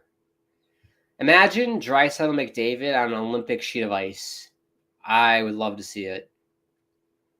Here's Draisaitl. Someone said tonight he's like the German Butler McDavid, which is pretty funny. Oh, Kulak almost lost it. Good job at putting it deep. That could have been bad. McDavid up top. Down low. Good block. Bouchard. McDavid. Draisaitl hit the side of the post. There's pressure for Edmonton. And they finally turn it over. But a crap turnover by Vegas. Here's Draisaitl. And he's going to lose it. But look out. Here's Nurse. And they score. Oh my gosh. That's crap by Vegas. If I'm a coach for Vegas, I'm yelling at that player who had that soft turnover in the neutral zone. What's he doing? Use your legs, get to the red line, and send it deep. He does this soft little backhand BS pass, gets picked off, and it leads to all this action. And again, it's a simple shot from the point that I think Aiden Hill would want back, but it's a free shot. It's a free shot, but I think Hill could do better there. Tough couple plays there for Vegas. They were doing so well. Think of all the chances they had that kept getting denied by Pickard. And a good spell here for Edmonton. And I think a couple softy kind of goals. For sure, the first goal, that's on Aiden Hill. This goal is on that defenseman or whoever for Vegas that turned the puck over in the neutral zone. That's soft. Talk about a Mr. Softy play. That is soft. Isn't Mr. Softy like an ice cream thing? Yeah, Mr. Softy. It is ice cream. That play was sponsored by Mr. Softy for Vegas. That's terrible. So 3-1 for Edmonton. Another goal for them. I think it's game over for Vegas. And they're in a doomsday scenario. Losing your first 2 home games is never a good thing. I don't think many of teams have come back after losing the first 2 at home. It's definitely been done before. But that's a big mountain to climb, especially against Edmonton. Eichel. Oh, they score! They get it right back. It's Brandon Saad with the tip. Pickard and the Edmonton defensemen are asking for a high stick. We'll see what happens, but it's Carlson, excuse me. Brandon Saad was in there. Carlson's going to get the tip. And just like that, they're back in the game. Good shot from Eichel. Excellent tip by Carlson. I think that's crossbar height. Definitely under the crossbar. Through the 5-hole of Pickard. That is a good goal. 3-2. Just like that. They're back in it. Donnell says, yes, Mr. Softy is an ice cream brand. Yeah, very soft play by Vegas. But they get it back. It's 3-2. Deficit to 1. $1.50 to go here in the period. You'll take this if you're Vegas. So a 1-shot game heading into the third. Like I said, they need to win this game. Whether it's an overtime or regulation, have to win this game. Otherwise, it's doomsday scenario. And Aiden Hill needs to basically shut Edmonton out for the rest of the game.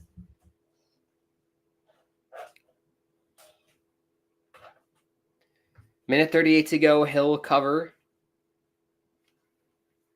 How are we doing, everybody at home? Are we still doing good on energy? I'm definitely going to have a snack during the commercial break. I haven't eaten since, I think I was done eating at like 2 o'clock today, and it's, almost 11:30 Eastern. So I'm definitely hungry. Have a little snack. Fuel for the third. Hopefully just the third.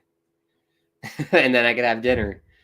Good save by Hill here again. A minute 33 to go. Well, they're playing Dancing Queen.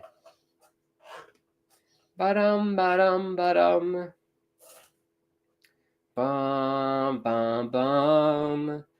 Ba-dum, ba-dum, bum, bum. Ba-dum, ba-dum, ba-dum. You can dance. You can jive. Having the time of your life. See that girl. Watch that scene in the Dancing Queen. Ba-dum, ba-dum, ba-dum. Love that song. When you saw the photos of GTA 6 on the Rockstar, they look good. Yeah, they look insane, Donnell. I mean, Barbashev almost tied it. Yeah, Edmonton's defense is out in the shops today. I don't know what they're doing. They're hanging on Calvin Pickard.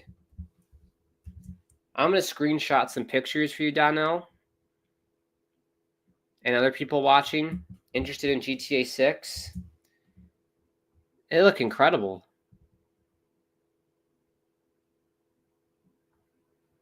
Actually, it's probably easier if I just share the screen, isn't it? Yeah, those will be easier. Okay. Intermission, I'll show you quick. 40 seconds to go. Yeah, Edmonton defensively got to clean it up. They're relying too much on Mr. Pickard.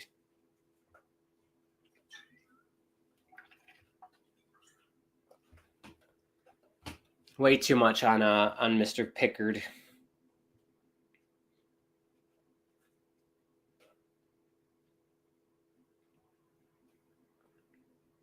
Also, a shout out Sacred Heart Pioneers. Go Pios. There you go. Go Sacred Heart. Got to give them a shout out every period. Fairfield, Connecticut. What is up? Go Sacred Heart. I'm the #1 fan now. Go Sacred Heart.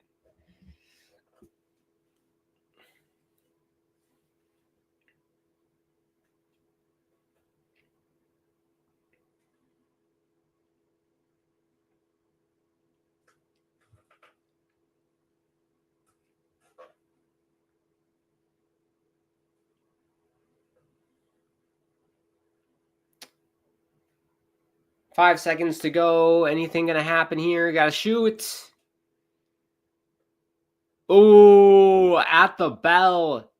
Saved at the bell, Edmonton. Good save by Pickard. Another scrum in front of the net as the second period ends. What an eventful period. We entered 1-0 Vegas, right? And then, or was it 1-1? I forgot. Either way, great period by Edmonton. 3 goals. The first one I thought was soft for Aiden Hill. Second goal was sponsored by Mr. Softy. A terrible play in the neutral zone led to the Oilers' goal. A nice tip by Carlson for Vegas got them back in the game. It's a one-shot game heading into the third, a do-or-die period for the Vegas Golden Knights. You do not want to go down 2-0 heading back to Edmonton in the series. You definitely do not want that. Final shots of the period, 17-16 for the Edmonton Oilers. One power play goal for Vegas. That's about it. Nothing really else to talk about stats-wise. I want to see you during the intermission react to the GTA second trailer. If you can, I so want to see your reaction. All right, so that's fine. Let me mute this. I can't show you, though. I'm not sure if I'm allowed to show you on the stream here because it would get copyrighted. I don't want to get in trouble with the people here since it's not technically my channel. I don't want to get in trouble. I would on my channel, but I don't want to get copyrighted. Okay, so I have it pulled up, Donnell. I will watch this. I can't show you the video, but I can react to it. It's 2 minutes and 46 seconds long, and I'm pressing play. Here we go. GTA 6 reaction trailer.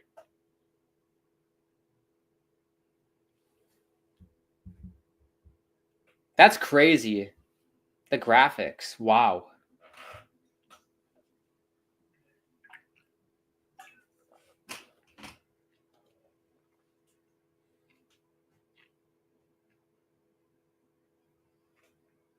Hi, Jason.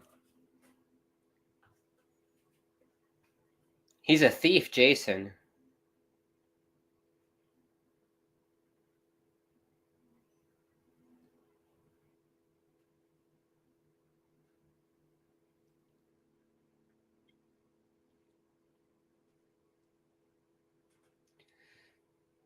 Lucia Caminos. He's picking her up from prison.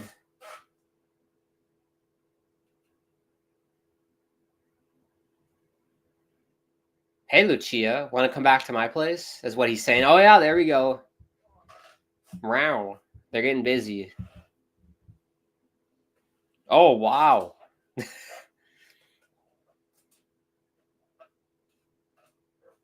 This is giving me like 80s vibes. Feels like I'm watching an 80s movie.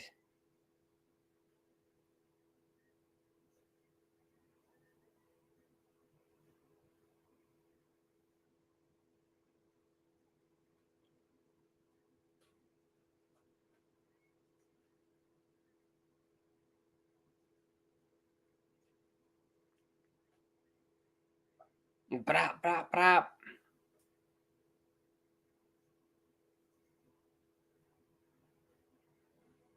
Are they having sex on an airplane?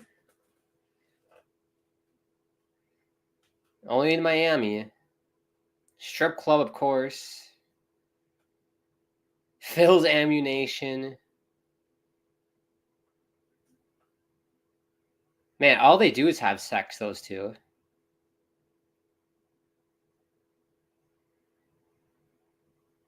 Again? That's like 5 times in like a minute.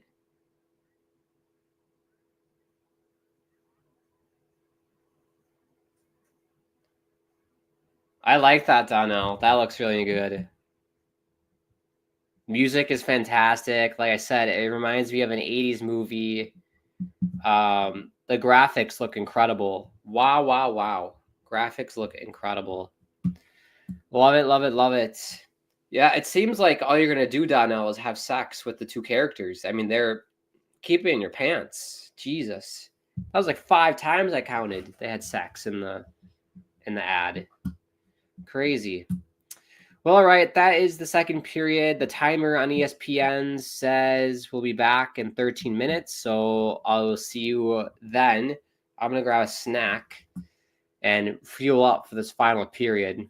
I'm feeling the effects of my long day today, so fuel up, get ready for the third, do what you got to do at home. Thank you so much, everybody, for watching, and we'll be back in 12 minutes and 40 seconds.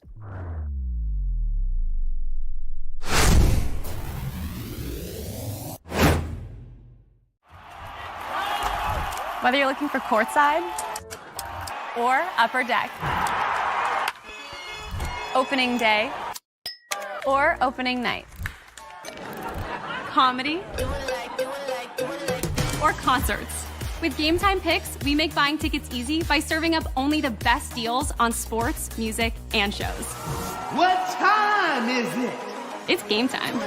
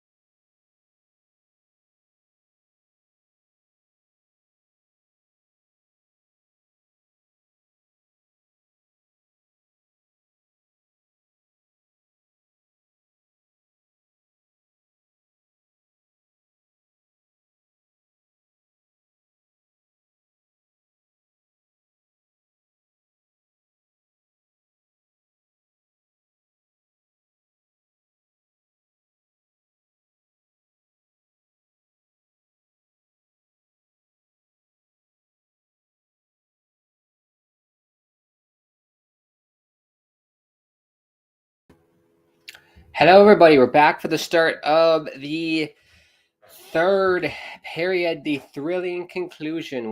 To this one. It is 3-2 Edmonton Oilers. Vegas got a late goal there, courtesy of Carlson via a deflection tip. So we'll see what happens in this one. The Vegas Golden Knights are the best third period team in the postseason so far. So I'm expecting a lot of pucks to go towards Mr. Pickard. I've been calling him tonight, Mr. Pickard. He's going to be busy this period. Let's see if the Edmonton defense can clean some things up because they've been shoddy at best. Lots of graded chances for Vegas, and Mr. Pickard has been excellent tonight. Like I mentioned, I think Vegas could have 4 goals tonight easily. I wish they did the XG, expected goals, like they do in football or soccer. They have expected goals. I wish they did that in hockey, because I bet you the XG for Vegas would be 4 point something. They easily could have 4 goals tonight. Edmonton clears it out, though. Shot 17-16 for the Oilers. 18:50 to go in this one. Let's get the stats up so everyone can see. Yes, very good. Shout out the Pios again. Go Sacred Hearts. We love them. This is a pro Sacred Heart channel. Pro Sacred Heart. Donnell said GTA 6 looks like a movie, right? Jason and Lucia is the Bonnie and Clyde duo. Yes. No, yeah, it looks incredible, Donnell. It doesn't look like a video game at all. Like if that's what the graphics are going to look like when you plug it into the PlayStation and play on the TV, that's unreal. Oh, it just squeaks through. And is that the dagger for Edmonton? Just squeaks by Aiden Hill. Excellent attempted desperation save by Hill. He got a blocker on it, but it was not enough. Rogers Place is going bananas. I love the watch parties. That's such a fun concept.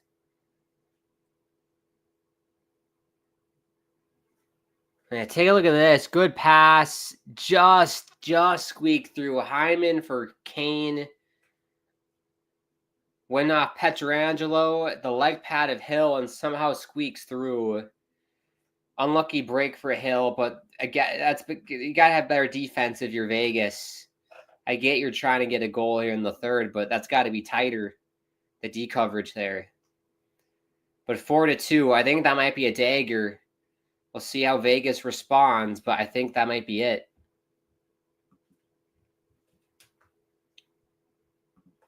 Donald says, I knew you would like GTA 6. Second trailer looks so damn good. Yes, it does. It looks incredible. I hope it looks like that good when I play it. That's going to be fun.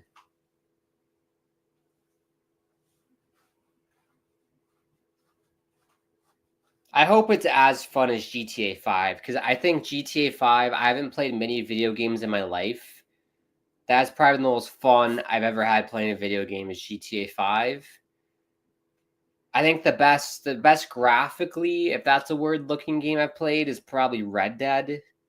That game is really fun to play, just visually. And I was playing that off my old Xbox. I didn't even have the HDR 4K graphics, but can't wait for GTA 6. Beefy Wheelchair has a weird comment on Twitch. I'm not sure what's going on Twitch. If you're watching us on Twitch, what is up?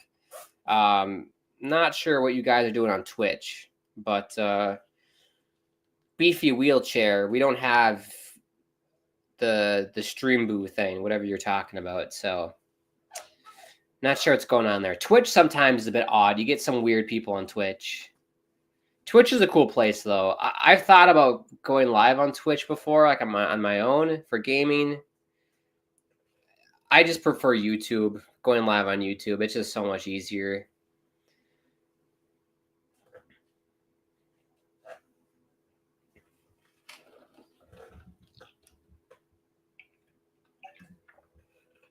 Red Dead Redemption 2, also made by Rockstar Games, is an awesome game as well. Did you like it? I loved it, Donnell. I think GTA 5 is better, but I thought that Red Dead game was so good.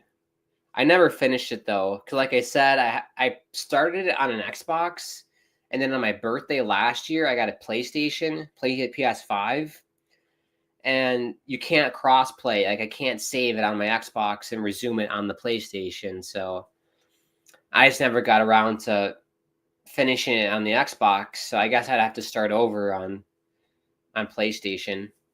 Honestly, I might just do that. I might just start over on PlayStation and wait for GTA 6. We'll see. I still have your list, Donnell, of games to play on here. Assassin's Creed, Shadows, Legend of Zelda, Red Dead, Last of Us on the list. This summer, I will have lots of more time because my last class of the semester is the class I'm in right now. And starting the summer, I'm only doing one summer class. So I'm going to have a lot of free time to do more gaming and my other projects that I'm doing. So we'll for sure live stream on my channel, gaming. Don't you worry about that this summer. And we'll try and finish one of those games if that's possible. Wow, what a name this is. The reporter for ESPN. Her first name is Stormy. That could be a character in GTA 6. Let's be honest, folks. If your first name is Stormy, I think there's only one profession that pops in my head at least when I think of Stormy. And it's not in a, it's not in an IT office. I'll tell you that. It's not that job. Oh, penalty. McDavid for high sticking, 2 or 4. 2 minutes. No blood for White Cloud. 2-minute penalty. Big power play for Vegas. If they could cash in here, we're back to a one-shot game.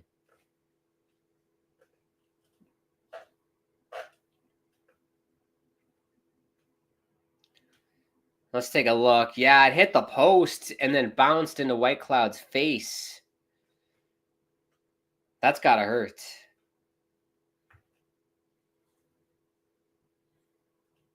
Big moment. Reminder, if you're just tuning in and have no idea what's going on, Edmonton won the first game, so Edmonton win tonight, down 2-0 in the series, and you've lost your home ice if you're Vegas. You got to win 2 on the road then.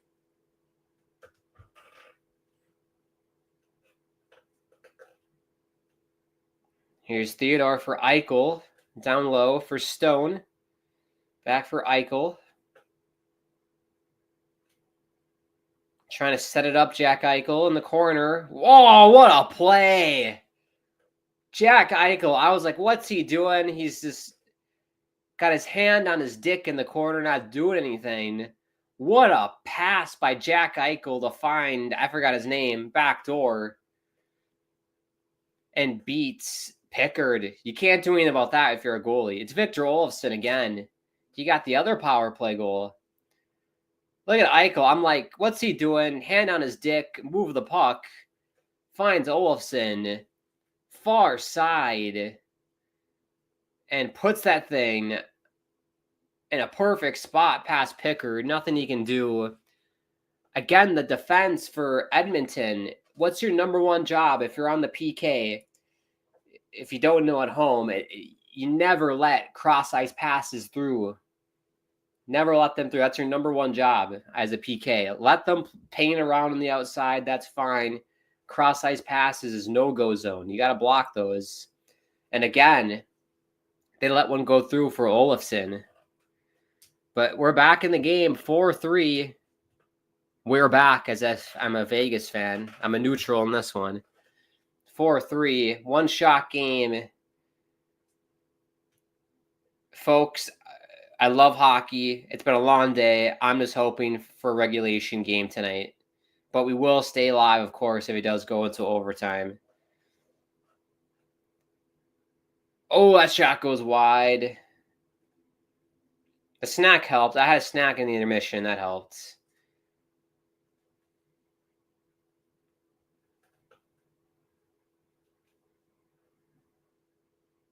Yeah, Marco sending in deep.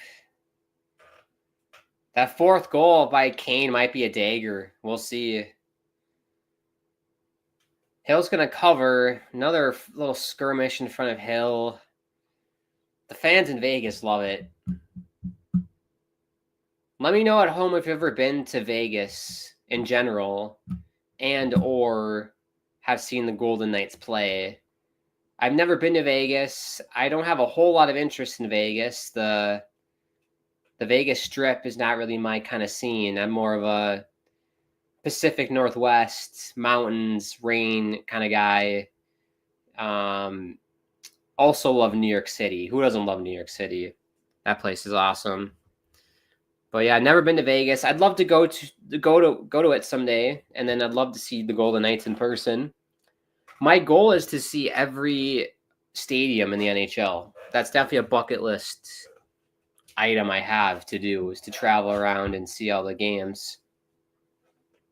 And the NHL.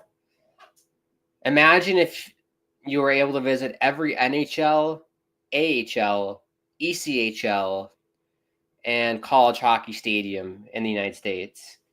I'd say you have no life. But if you did it, that'd be an amazing accomplishment. Maybe when you're retired, you could achieve that goal. That'd be sick, though. It'd be cool to go to every college hockey stadium because each place is so different. You know, in the NHL, every stadium is basically the same nowadays. That was the cool thing about hockey in the 80s and 90s. You know, I'm watching these documentaries about the Islanders of the 80s, the Islanders of the 90s, Fort Neverlose, Nassau Coliseum. In Minnesota, there was like the Civic Center. It had like full-on glass boards. There was no boards. It was just glass, top to bottom. It was all see-through, which is sick. You know, each arena had its own thing, its own character. It's like life about it. Nowadays in the NHL, it's all the same. It's all standardized. There's nothing really unique or special about an arena, maybe besides the concourse or the ambiance or the scoreboard. Other than that, it's pretty much the same. It's a sheet of ice, nothing different. But college hockey still has that uniqueness. Each stadium, each barn has its own story, its history, uniqueness about it, which is I wish I like. Oh, Hill! How did that not go in? We have a penalty. It's got to be on Vegas. I think someone just absolutely rocked Corey Perry.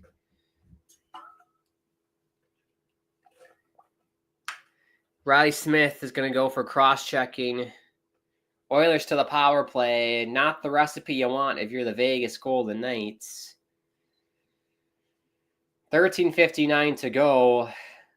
The red-hot power play for Edmonton is going to get to work. They're playing Freebird. Lord, I haven't changed. I love that song. I tell you what, when the United States first played that song at the World Juniors, I'm like, that's obnoxious. I'm not a fan of it. It grew on me.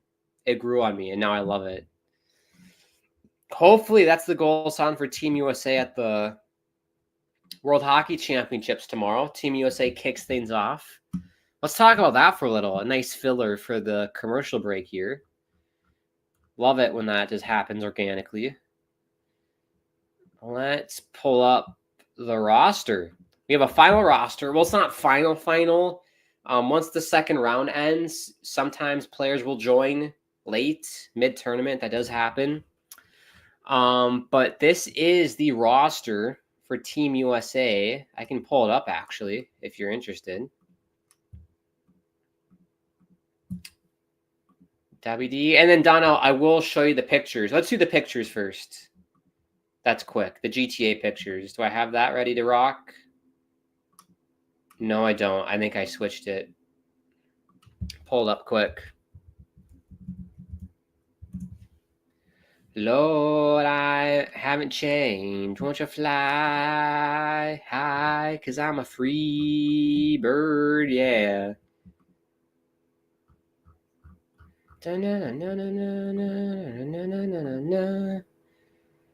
I lost the article. Where is the article? Here we go. Yes, this is it. This is what we want. These are the pictures. This is a video game, mind you. This is a video game. Lucia Caminos. I think I'm saying that with the right flair. Lucia Caminos. Out of Miami. Look at that. That's from a video game. That's not a picture. Look at Jason Duval. Hubba hubba. Jason Duval on his little motorbike. Crazy. Look at this guy, Cal Hampton, living life, drinking Red Bull, poolside. Bobby Ike, Booby Ike. I forgot Booby Ike. Very nice. Lots of chains on his neck. Wonder if that weighs him down. Draquan Priest. This is a band. Look at that. Look at those. Wow. Look at those. And that's a video game, people. This is a video game. Unbelievable. Real Dimes. Crazy. Friends since high school. Real Dimes. Very nice. So we'll do USA roster next commercial break because I use that commercial break. They're fast. I feel like the commercial breaks are faster today. Next break, we'll do USA roster. Back with that. Bouchard. Trying to send it down low. Can't set it up yet. Edmonton having trouble setting things up.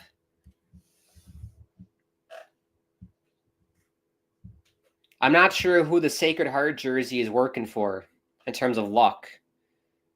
It's kind of a neutral jersey. I don't know who it's helping.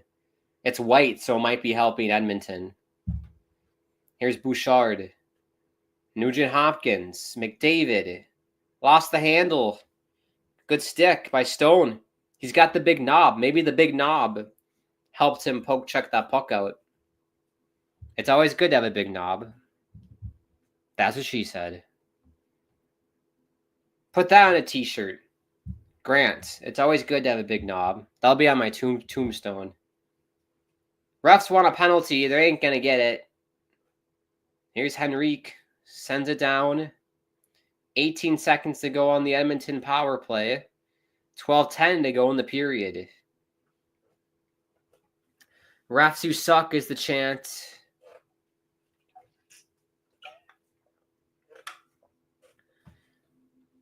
Good save by Hill.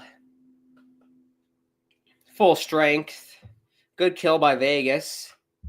Only one shot in net for Edmonton, and that will be icing. 11:50 to go. Face off in the Vegas zone. Appreciate everybody tuning in. I'd like to thank the sponsors as well.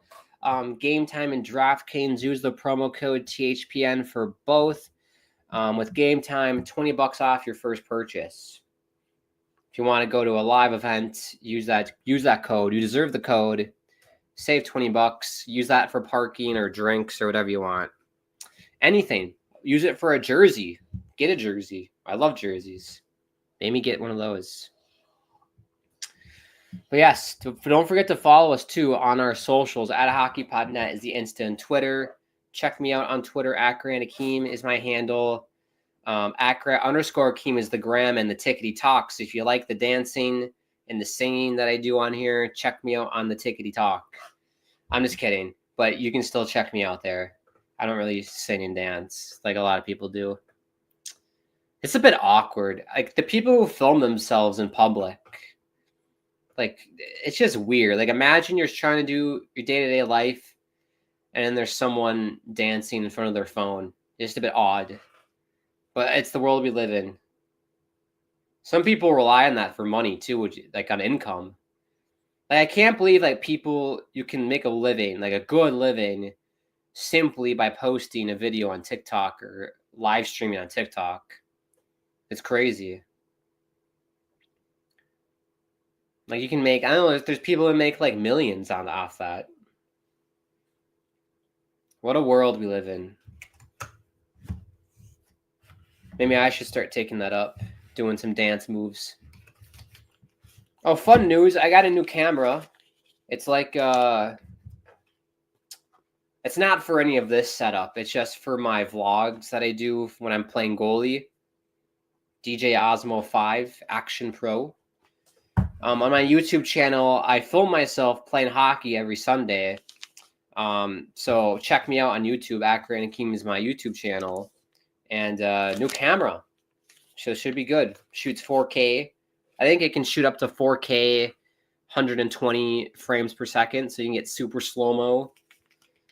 Very nice. But yeah, look out for this Sunday. I have a game this Sunday, actually, on Mother's Day. So yeah, it'll be fun. Get that out on Monday. I usually get those out on Monday, the highlights for my games on Sundays. So if you're interested, check me out. I'm still learning the position myself. I'm not an expert, of course, but it's fun. It's definitely fun being a goalie. Here's Vegas. That shot tipped. Good save by Pickard. He read that really well. Read that perfectly. Long shift here for Edmonton. They've been out there for a while now. Well over a minute. Here's Evander Kane. Clears it out with the help of Brown. They turn it over.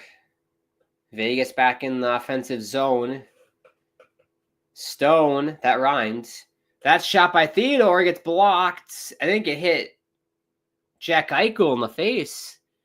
He's fine, though. He's slow to get up. Here's Eichel. Down low. Stone. Ice the puck if you're Edmonton at this point. They get it out, and I don't think it'll be icing. It will. That was a quick whistle by the ref there. The fix is in for Vegas. That was a quick whistle, though. Oh, wow. That's a high stick. That's a high stick by Kulak. The refs missed that. What a joke. How do you miss that? That's disgusting. That's a clear high stick on Eichel, and they missed it. Wow. The fix is in for Edmonton, man. They seriously. I said that in Game 4 against LA. They got the break. Power play and overtime.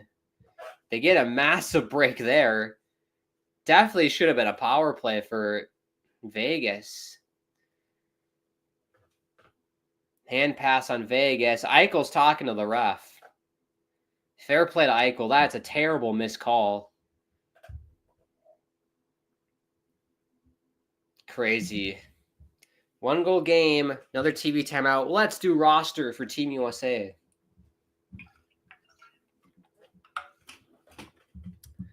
Let's get this up on the screen.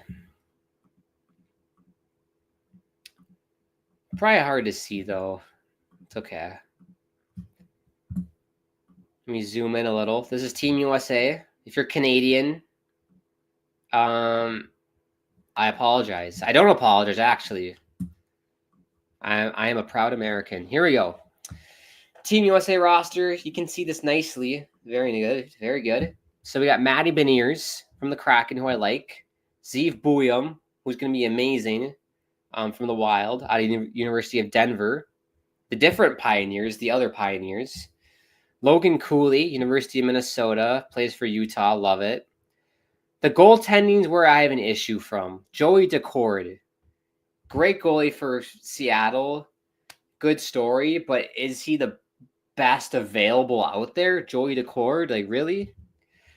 Josh Doan, cool to see. Mikey Esimont, love it. Connor Garland, great player for the Canucks.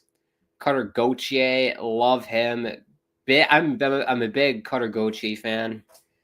Isaac Howard, what's he going to do in the summer? Apparently, he's having a falling out with the Tampa Bay Lightning, who have his rights. He might refuse to sign a contract, which means is he on the market via trade? I actually hope the Islanders make a move for Isaac Howard. I think he'd be perfect for the Islanders, but we'll see what happens. He might stay in Tampa. You have Cole Hudson, Lane Hudson's younger brother, on defense. I love it. They play very similarly, too. Very similar. Clayton Keller, the captain, the veteran, the young veteran. I like it. Michael Kesterlane, kind of underrated defenseman from Utah. Jackson Lacombe, I think, is underappreciated from the Anaheim Ducks out of the University of Minnesota. I'm a huge fan of Jackson Lacombe.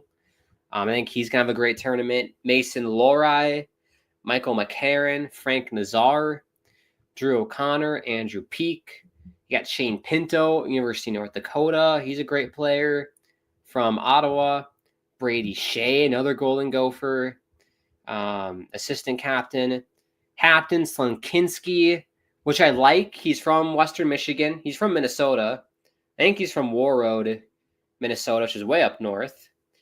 Plays for Western Michigan, off a national championship. Love to see a college kid make the team. I think that's awesome. Will Smith, bright future for him. Jeremy Swayman in net. I'm assuming he'll be the starter. Jeremy Swayman. I like it. I'm a bit surprised that Trey Augustine wasn't available for this tournament. He was in it last year. I think it would have been good to see him get more minutes at the adult level. Trey Augustine, he's going to be a stud. He is going back to Michigan State this upcoming season. I would have loved to see him in this tournament, but he's either hurt or just wanted the rest. I don't know. But I like Hampton Slankinski in there. That's good. Just the Joey Decord thing is like, was he the best available? Why not Alex Lyon? Or I'm trying to think of anyone else, like American. Demko's hurt, I think. He would have been perfect as well. But yeah, interesting. I'm assuming it'll be Swayman, Decord, Slankinski, 1, 2, 3 goalies. Tage Thompson from Buffalo, he's great. Vlasic, and then Zach Werenski, Michigan product. Fan of his. So on paper, it's not a bad team. It's not like superstar studded, I would say. It's a good combination of young and kind of older guys, but they're still pretty young, the older guys on the team. So this will be a very offensive-minded team for sure. Oh, they score! Pietrangelo. As we're talking about Team USA, how about Pietrangelo? 4-4 game. Not the result we wanted. If we wanted this game to be done on time so the host can finish the stream and eat dinner. That's not the result we wanted. What a comeback though by for the Golden Knights. I thought they were down and out when Kane scored that goal. But shot from the point, low blocker side, that's the hardest spot to save as a goalie. He was screened by Hurdle. Good shot by Pietrangelo. He's Canadian, isn't he? What am I saying? He's American. He is Canadian, Pietrangelo. Wow, 7:50 to go, 4-4 game. Let's finish the roster, though. Vlasic, Werenski. Very good. It'll be an offensive-minded team for the United States. I'm excited to see it tomorrow. They play Denmark at 2. What's the time? 2:20 Eastern on NHL Network. So if you're interested, watch that tomorrow. It'll be good. But let's get back to this game. This game's getting juicy. It's like a Juicy Lucy, if you know what that is. I took a culinary class in high school, and the teacher had us make Juicy Lucy's. And it's basically just a hamburger. You cut the middle of it open, you put cheese in it, seal it up, cook it up. The cheese oozes. The cheese, it will ooze out of the patty. Juicy Lucy. It's like a Minnesota thing, apparently. Super unhealthy, I'm sure. You probably could make a healthy version. Get like a bean burger and maybe some almond cheese. Cut the bean burger open, put the almond cheese in the middle. Get some wheat bread as buns. That's a healthier Juicy Lucy. There you go. I am a health and wellness major after all. Always looking out for you guys. Alternative options. And if you are a vegetarian, that's a good option as well. Bean burgers, same kind of dense material, you could say, as a hamburger patty from a cow. The bean stuff. I love bean patties. They're really good. But yes, 4-4 game. This is I had a feeling at the start of the stream it's going to be a long night. If we do go to OT, we're eating dinner in here. we'll be eating dinner together because I have to eat dinner at some point here. It's 11:21 local time for me, so I have to eat dinner at some point. Zillarex says, hello, Grant. What's up, Zillarex? Love the cat. Shout out your cat. Very cute.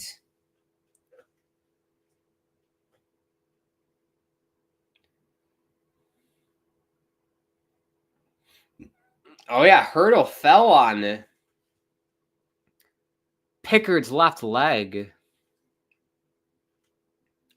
Wonder if that had an impact on his ability to stop the puck earlier on for the goal. We'll never know. We'll see if Edmonton can get a goal here. Someone, as a neutral, I am hoping for someone to get a goal here in the next 6 minutes.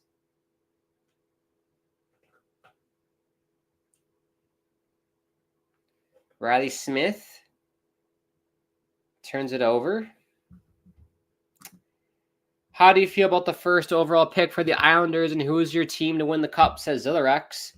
I did an entire rant on that, Zillarex, back in the first intermission. So once the stream is over, if you want to scroll back to the first intermission, you can watch it there. Long story short, ecstatic. I want Schaefer. I don't care that Hagens is from Long Island and everyone wants that to be like a cool story. I want Schaefer. Based on highlights I've seen, he's best available. When you have the number 1 overall pick, you pick the best person available, and that's Matthew Schaefer.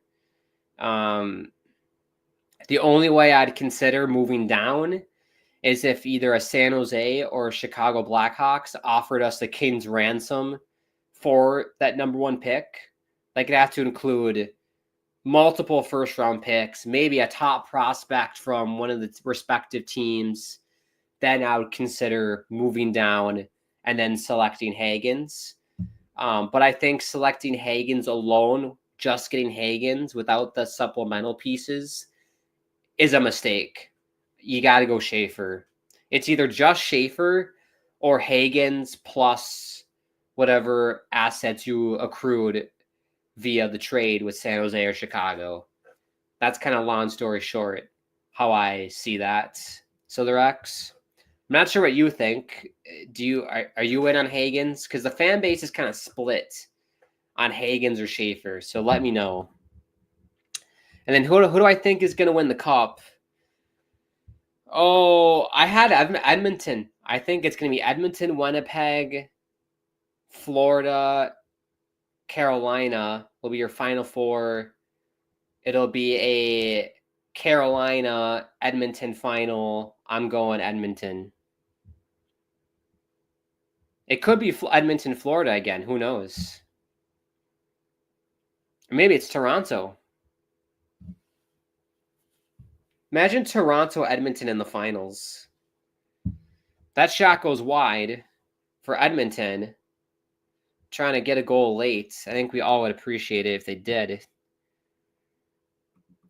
Zillarex says, I still got Florida because that's my team after the Islanders. Fair play. Yeah, I think the Jets are...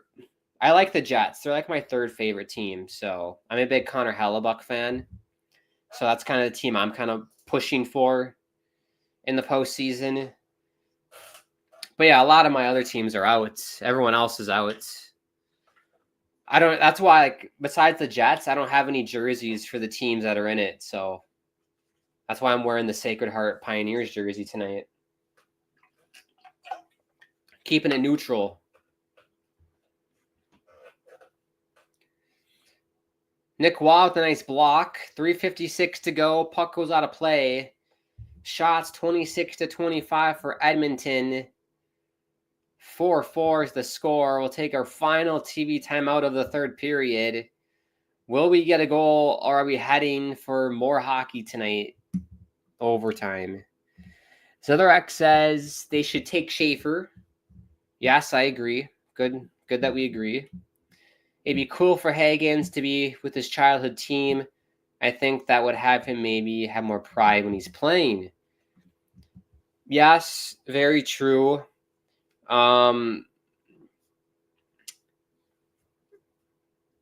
Yeah, I don't know. Like, it would be cool. Like, at the end of the day, I'm not going to be super pissed if we do just pick Higgins. But Schaefer just to watch. I highly recommend, if you're out there, watch Matthew Schaefer highlights. I know he got mono at the start of the year, broke his collarbone at the World Juniors.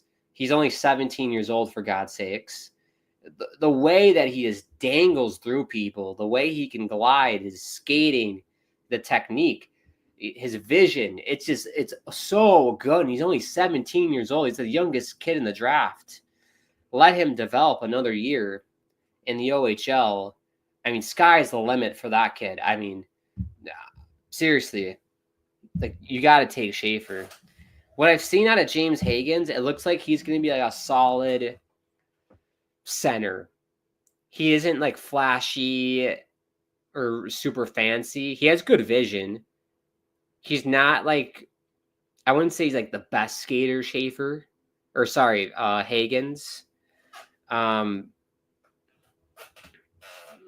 He is a smart player, Higgins, but you can't, there's too much upside on Schaefer. You cannot pick it.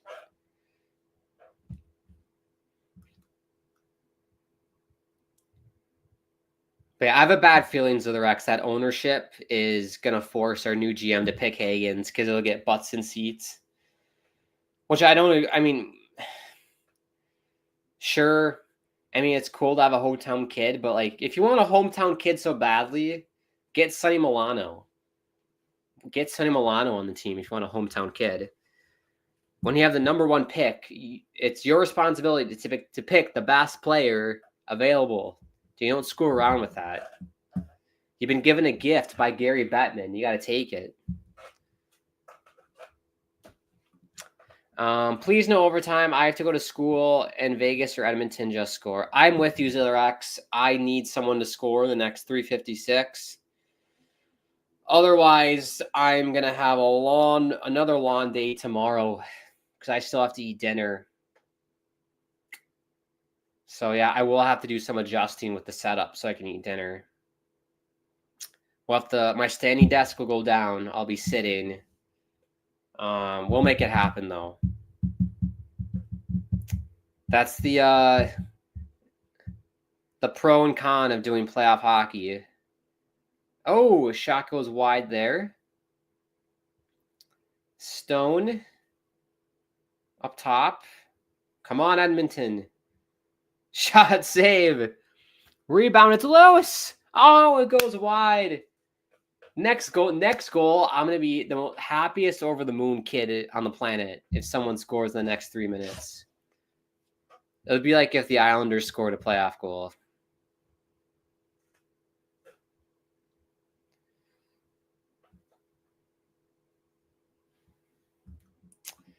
I mean, if you have the first overall pick, you take the best player. Do not gamble with it, no matter where the kid is from. Schaefer could be the next Cale Makar. I'm glad you think so, Zotherx. He's the first player that popped in my head when I watched his highlights. I'm like, this guy's like Cale Makar 2.0. And he has insane vision and can dangle the shit. Like, literally dangle the jock strap out of anyone on the ice. And he's a defenseman. He's a defenseman, folks. He's not a forward. He's not a power forward. He's a defenseman. He's doing this. You got to take Schaefer. No ifs and or buts. We'll see. The draft is like, June 27th or something. So, Zilrex, who do we think general manager, Who do you want? Apparently, Lou Lamoriello might still be around, which is a huge concern for me. He might be like an assistant GM or something. Like he's going to guide the new GM. That will be his role. I don't think they're just going to fire Lou Lamoriello. That's what I've heard. That's like the buzz from Twitter, at least. Oh, Perry! It's still loose. How did that not go in? How did that not go in? Oh, we were almost saved, Zillarex. We were almost saved. Unbelievable save by Hill here. Look at that. Sticks the leg out, and then it's just a mosh pit in the crease. That's crazy. It's behind him. It's behind him as well, and then somehow doesn't go in.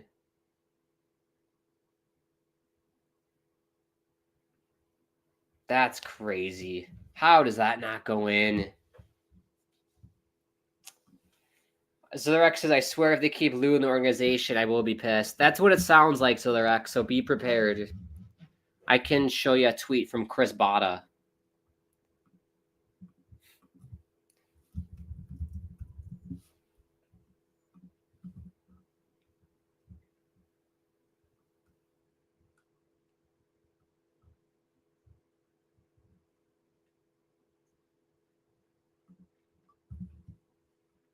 It's from Arthur Staple, excuse me. I'll show you this once this period's over, Zillarex.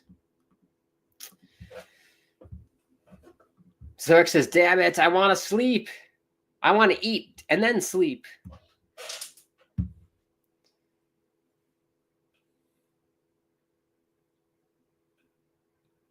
Eichel can't clear it out. I think Edmonton's your best shot to get a goal here. 1 minute to go. 4-4 tie. Edmonton blew a 2-goal lead, everybody.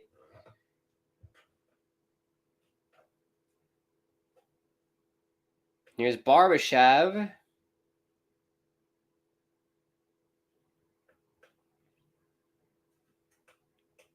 Here we go. Here's Vegas. They got chances. Here's Eichel. Howden off the bench.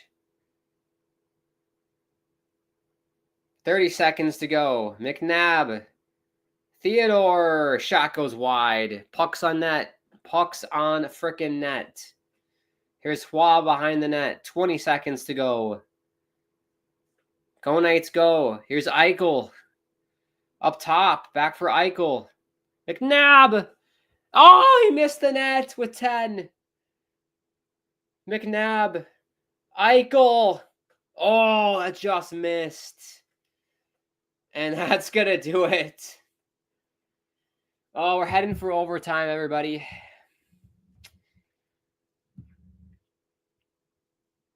Not what we wanted on this late night on a Thursday, 12:34 Eastern Standard Time. Not the result we wanted, but we'll stick with it. We're heading to overtime in Game 2. What a comeback by the Vegas Golden Knights. I thought Edmonton had this wrapped up on a bow. They blow the 2-goal lead. The poor defensive play for Edmonton. And 4-4 heading to OT. I had a feeling at the start of the stream that we were going to double overtime. We're heading to 1. We'll see what happens. I'm going to do some setup changes. You're going to see me sitting down now because I got to grab my dinner. I hate eating on live streams, but we have to do it tonight. Apologies, but we got to eat on the stream. Apologize for that. So I'll do some setups, get that ready, but we will be live for the entirety of overtimes, however long it takes tonight. Don't you worry about that. But yeah, it's been a fun game though. Very fun. I just wish this game started like 3 hours earlier than it did. Then it would have been better. But yeah, we'll see. So the Rex says, when we get into the mission, which I'm sad, it may happen. I'm going to watch some highlights of Schaefer. There you go. Pass the time. I also want to show you guys this. This is a tweet from Arthur Staple from The Athletic. about the Islanders general manager search. Basically said nothing new on Holland, Gorton, Bergevin, which you don't want Ken Holland. That's Lou Lamoriello 2.0. Gorton, I wouldn't mind. Bergevin, I wouldn't mind. And then possibility that Lou Lamoriello stays on as an advisor to the new general manager could open the door to a first-time general manager, such as like a Matthew Darche from Tampa, for example. And then you have Lou Lamoriello still around to guide. No, I don't want that. Lou Lamoriello has got to piss off from the Islanders organization. I'm done with Lou. Get him out. Get the old geezer to the retirement home where he can rot and do whatever old people do. Maybe play the New York Times crosswords or Sudoku, whatever. Get him out of our organization. The Islanders need to rebuild youth, completely overhaul everything. Bridgeport's got to be rehauled. Without Bridgeport, there's no New York Islanders. You need Bridgeport operating, producing players. Without that, we're going to be stuck in mediocrity forever. So yeah, that's the tweet on that. I'm disappointed to hear that. I hope that's not true, but you never know. And I'm honestly shocked that it's May 8th and we still have a vacant GM spot. And we have a number 1 overall pick. I think that's very interesting and weird. But here we go. I'm going to change things. Let's take a break. Overtime is going to start in 12 minutes. Thank you, everybody, for watching. If you are new, subscribe. Bottom right-hand corner. I think this is the first time I've done a stream on here that's gotten to overtime in the playoffs, so this will be fun. Tell your friends and family, if they're still awake, to join us if you want. I'm going to get the dinner, and we'll see you guys for the start of OT here. Enjoy the advertisements.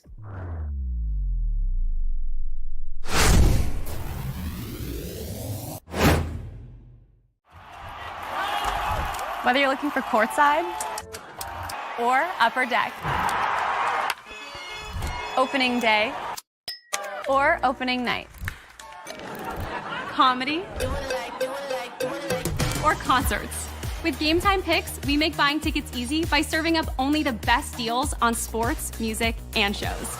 What time is it? It's game time.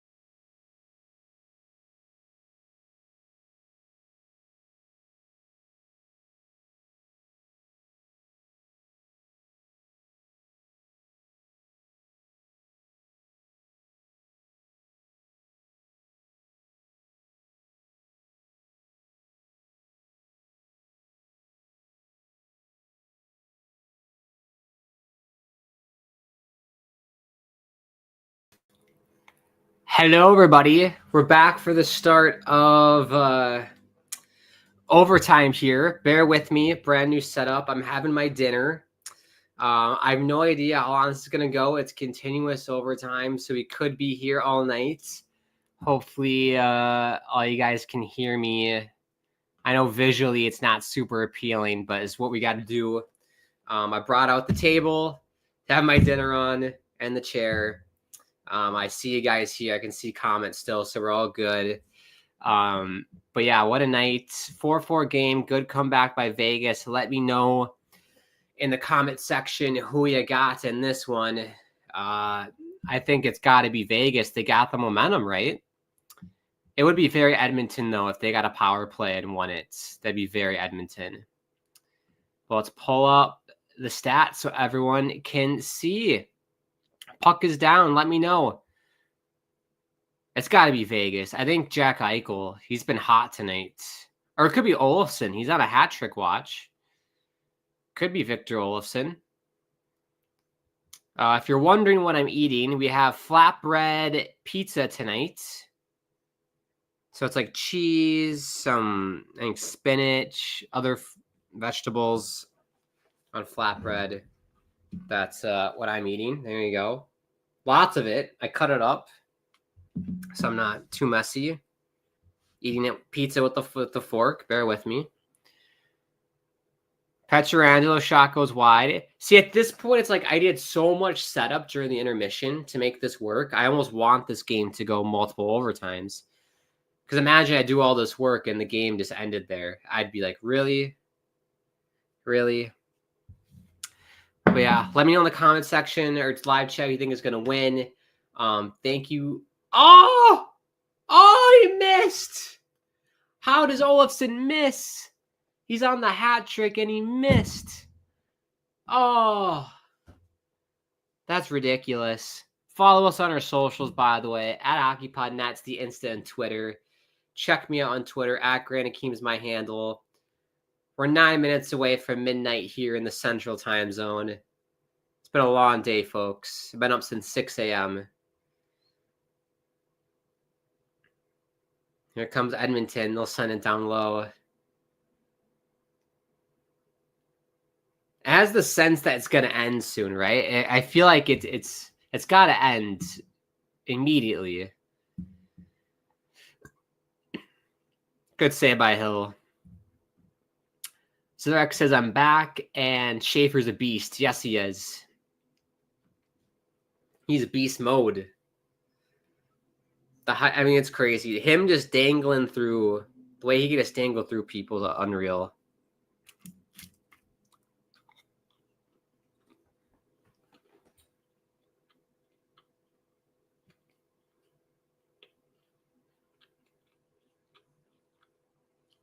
We're a stick by Darnell Nurse. Wow.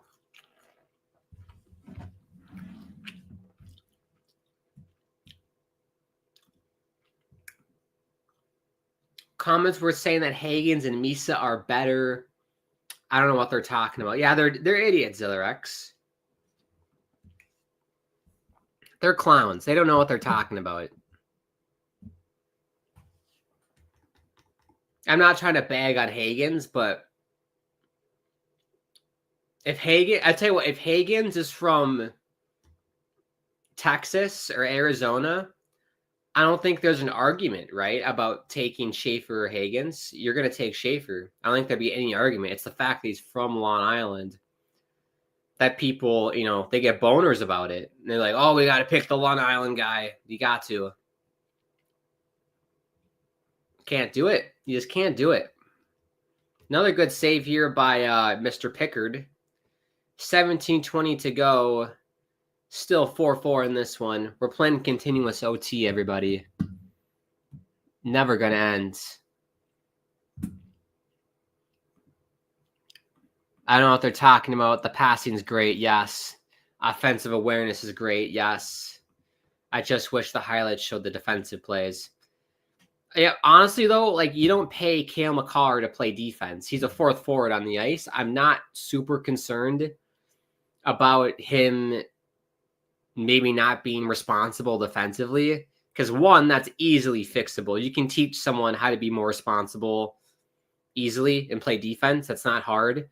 The hard thing is teaching someone to be dynamic, to have really good hands, to stick handle, to have the vision, to, be aware of where he is, to skate that fast. Those are unteachable things that he has. So I couldn't care less about his defensive play. Like, you can teach that. You can easily teach that into someone. So I'm not concerned whether or not he can play defense. Here's Eichel. Good defense there for Edmonton.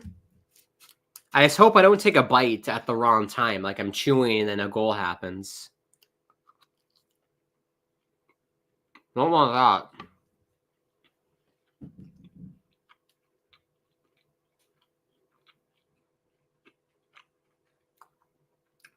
Good save by Pickard there.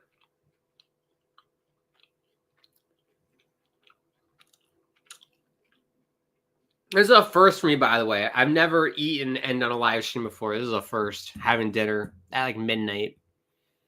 Connor says, Vegas, please win this game. Shut down those you-know-whats.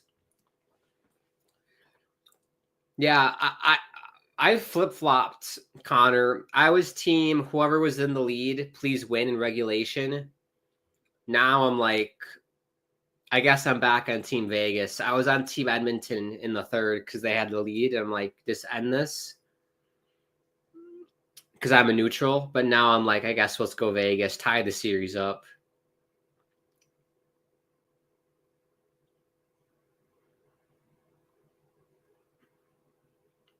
It looked like it was going to end early, too. They had great chances for Vegas.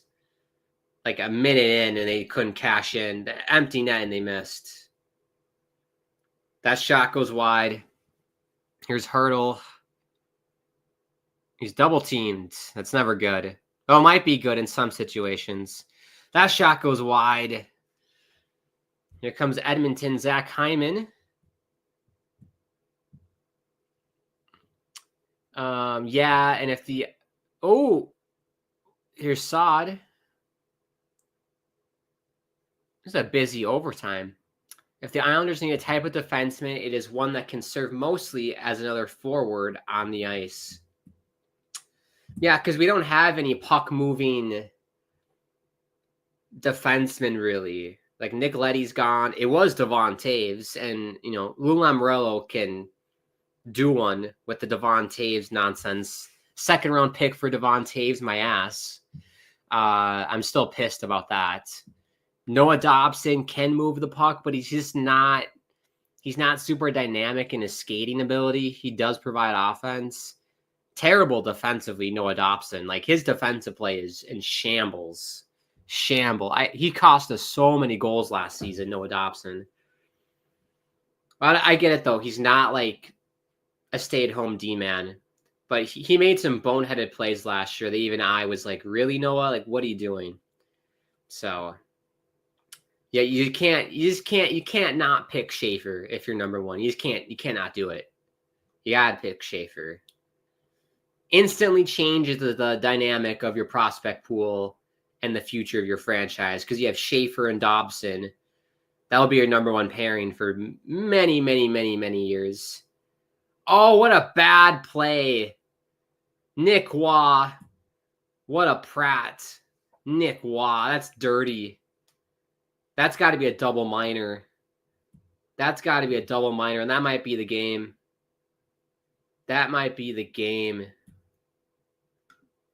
Connor said, it's nearly 1 a.m. where you are. You better not be working the next day. I am working, Connor. I am working today. I am. This is how diehard I am for you guys. I am working.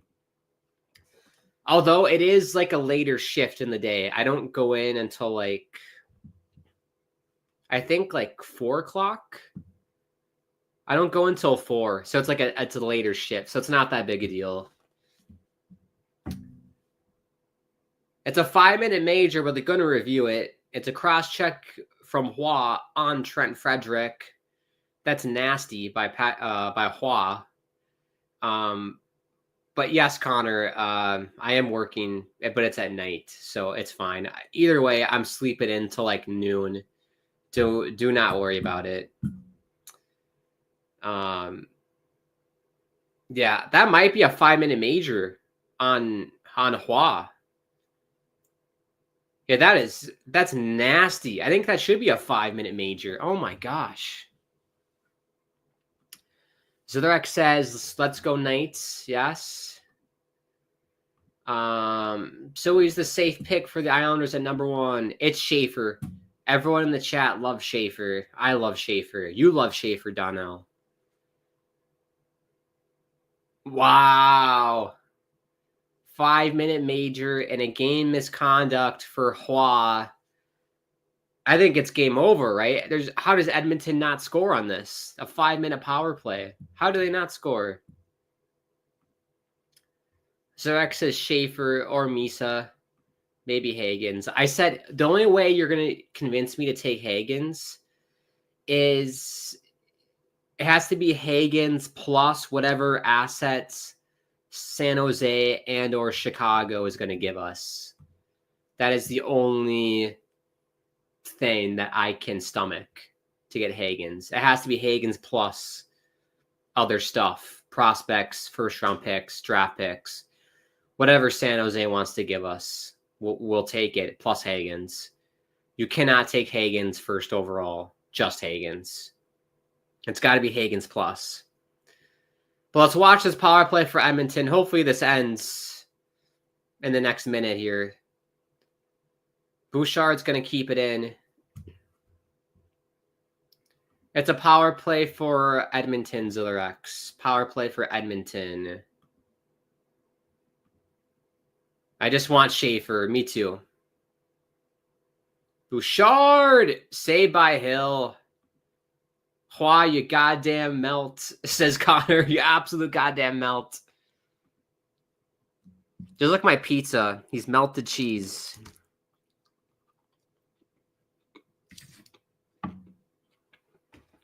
I don't know what he was thinking. I don't know what he was thinking, Hua. Terrible.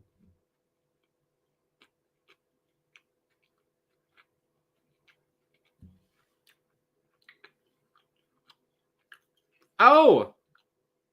McDavid took down Stone. No penalty, of course. Because Connor McDavid can't take a penalty. Get out of here. Seriously, how is that not a penalty on McDavid?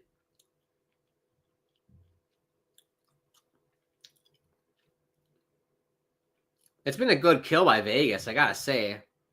3:30 to go on that power play. I'm all right with Misa or Schaefer, but I want Schaefer way more. I'm sold on Schaefer. Once I saw the highlight package, I was completely sold on Matthew Schaefer. I'm like, that's the guy. That's the guy you go and get at number 1. Too good. 17 years old, people. Defenseman. Too good not to get.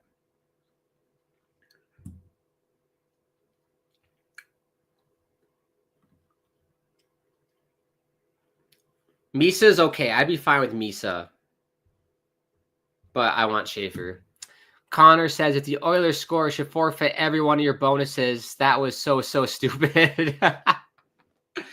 Yeah, I can't. I boneheaded play by Hua. I really don't know what you're doing. Like, I don't know how you accidentally cross-check someone in the face like that. Here come Vegas, though, shorthanded. That shot hit the outside of the post. Wow, that could have been a shorthanded goal, game-winning goal. OMG, how dare they think about giving a penalty to McDavid there? So, yeah, they're never... McDavid can get away with murder in this overtime period. He can do anything he wants. Untouchable. Here's McDavid. Wrap around. Oh, Hill was out of his net. McDavid. Nugent Hopkins. Back for McDavid. Up top, Bouchard. Saved by Hill. Wow. Back for Bouchard. This is hard because I don't want to eat. I don't want to take a bite of my pizza. If there's a goal. Oh, Perry!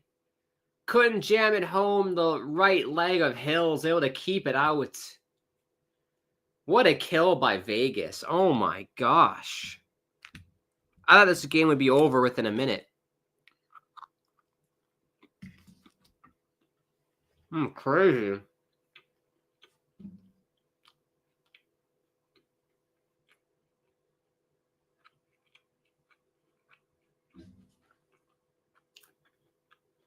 Good strong leg there by Hill. I don't know how I didn't go in.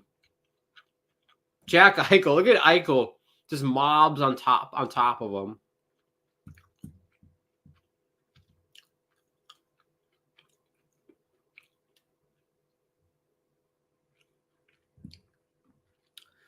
Timeout here for Edmonton. Trying to give the artillery a rest. Of course, number 97 has to be protected because he's the poster boy for the NHL. Why am I not surprised? He could, honestly, I bet you he could slash or trip someone and they wouldn't call it. If he did what Hua did, probably would be like a minor. I don't think they would have given McDavid a 5-minute major if he did that. What Hua did. There's no way. Yeah, it is real. People don't believe that there's biases when it comes to the stars of the NHL. They're totally protected by the refs. It's crazy. And it's like, I want hockey that's fair for everyone. I feel like I'm a Revolutionary War, George Washington. I want liberty and the pursuit of happiness. I want fair play for everyone. It doesn't matter if it's your first NHL game or it's your Connor McDavid. A penalty is a penalty is a penalty is a penalty. It shouldn't matter. Really frustrates me. Here's McDavid with Draisaitl, the German butler. Bouchard fumbled it, but he's able to hold on. Here's Draisaitl. McDavid. Bouchard. Saved by Hill. Right into the glove. I'm surprised no one has tried to deliberately attack him because by eliminating the main threat, you make the team easier to play against. Well, yeah. Well, one thing I loved about the Four Nations was how physical it was. And Charlie McAvoy absolutely lit up McDavid in that first U.S.-Canada game in Montreal. Like, that was unbelievable, that hit McAvoy had on McDavid. And, he doesn't get hit that much. So it was super surprising to see that. He's just such a dynamic skater. It's hard to move. It's hard to hit him. Look for Draisaitl. I'm sensing a Draisaitl goal here. Just like the Kings game. I think that was game 4. Here's Bouchard. They got 40 seconds left on this power play. 5-minute major. That shot kicked away by Hill and it exits the zone. Pickard's out of the net. Be careful. Here's McDavid off the rush. Good job defensively for Vegas. Pickard quick up for Draisaitl. That's unbelievable. 10 seconds left on this power play. Oh, Hill almost kicked it. He almost kicked it out in front, but he's going to cover it with 9:29 to go and 6 seconds left on this Edmonton power play. That's unbelievable. Would you have thunk that if you told me, or if I told you that Edmonton would get a 5-minute major power play in overtime and they didn't score, what would you say? That's unbelievable that they haven't scored yet. Unbelievable. I think they're going to dry scrape the ice here. Connor says, at least rough him up, make him feel uncomfortable. Exactly. Even like post whistle, you don't see people going after McDavid or chirping McDavid. I think there's like a mutual respect for Connor that you just don't go after him. I think there's just like that common thread. Everyone's like, okay, he's the best. He's the GOAT. Don't go after him. Otherwise, you're going to have an entire bench of Oilers coming at you. I think that's why. Throw a few digs into the chest, says Connor. I tell you what, Connor, if you were in the NHL, would you face wash McDavid and a couple jabs to the chest? Would you do that? Zidorek says, oh no, if McDavid did that, the Oilers would get a 5-minute power play still. Probably. He did. One thing I will say, McDavid did get a high sticking penalty today, so he did get called for something.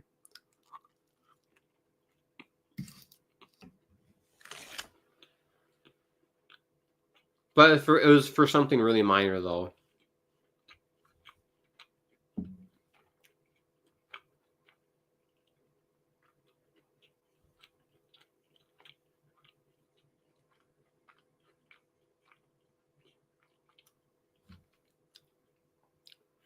Okay, so we got a face-off in front of Aiden Hill. 6 seconds to go on the power play. 9:29 to go in overtime. We've done the dry scrape, so there'll be no more breaks.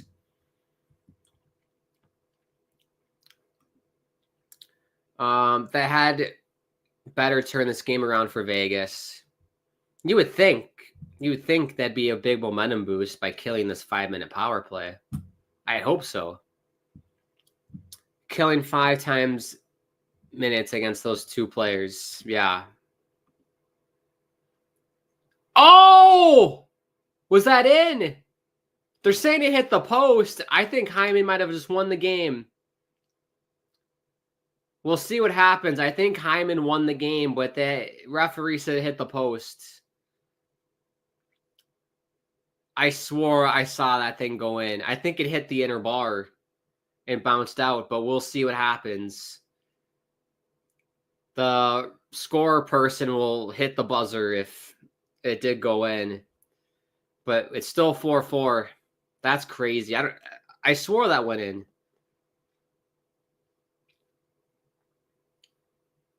Olafson will send it in. Do you really have to ask Grant, says Connor? Well, I would body McDavid as hard as any player has ever bodied in the NHL history, says the Rex.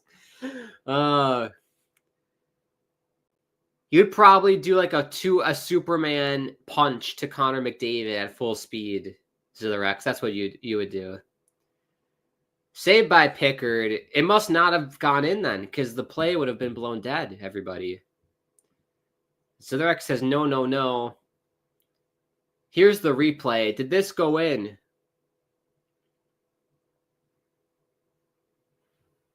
Oh, it did hit the post. Son of a bitch. It did hit the post. It hit the under post. It hit the under post and didn't go in. Wow.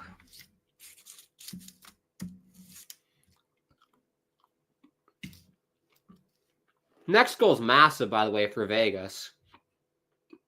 Tied series, or you dropped your 2 home games.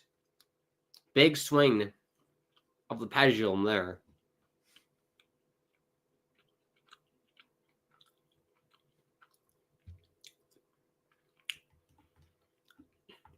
We got icing here on Edmonton.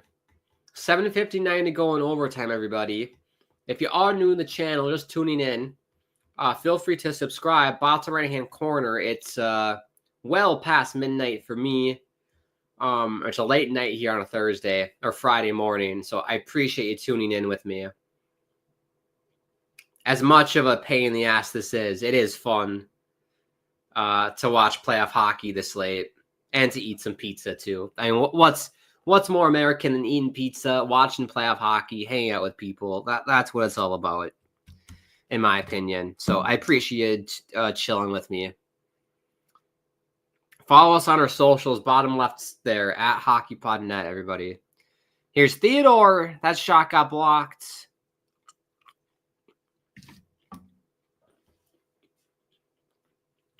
We should do this every night. Have dinner, watch hockey, hang out. We could do this every night.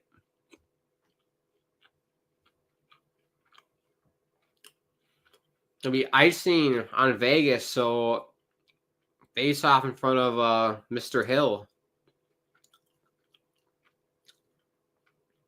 That's crazy. At the start of the stream, I had a gut feeling that this was going to go to double OT.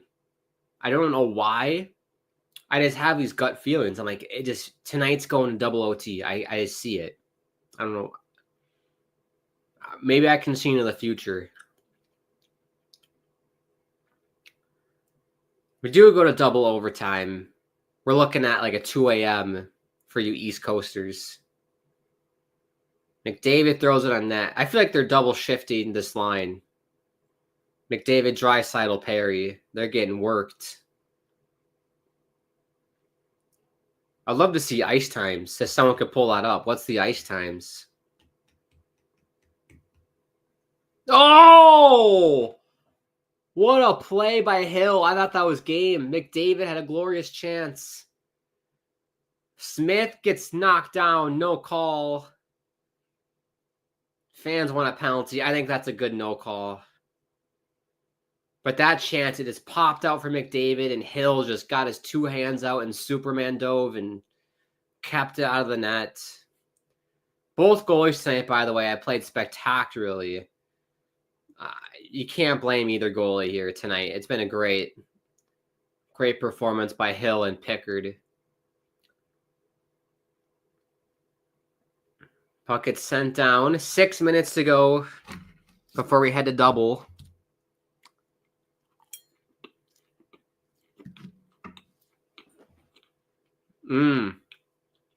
Shot goes wide by Olsen.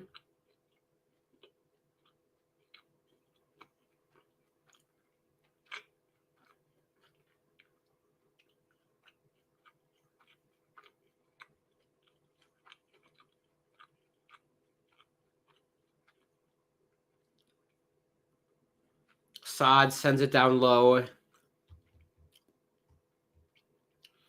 Fun fact, fun fact for me, in my hockey career as a player, like back in high school, the longest game that I was ever a part of, it was our first playoff game.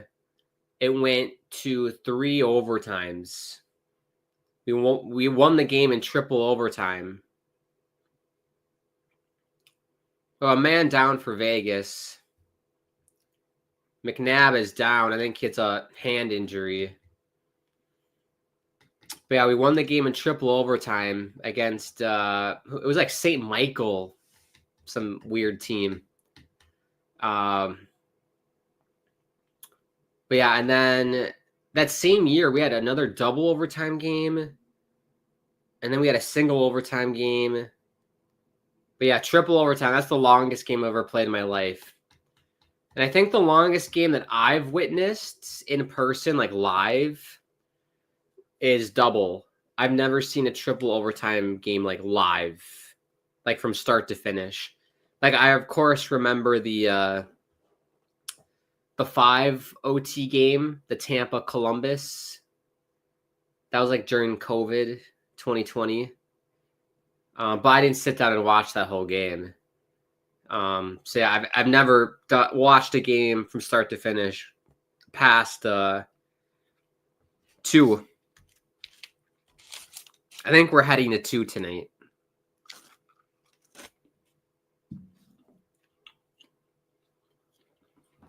Oh, thank you, ESPN. Time on ice, Bouchard 33. McDavid was at 29, I think. Thank you, ESPN, for that.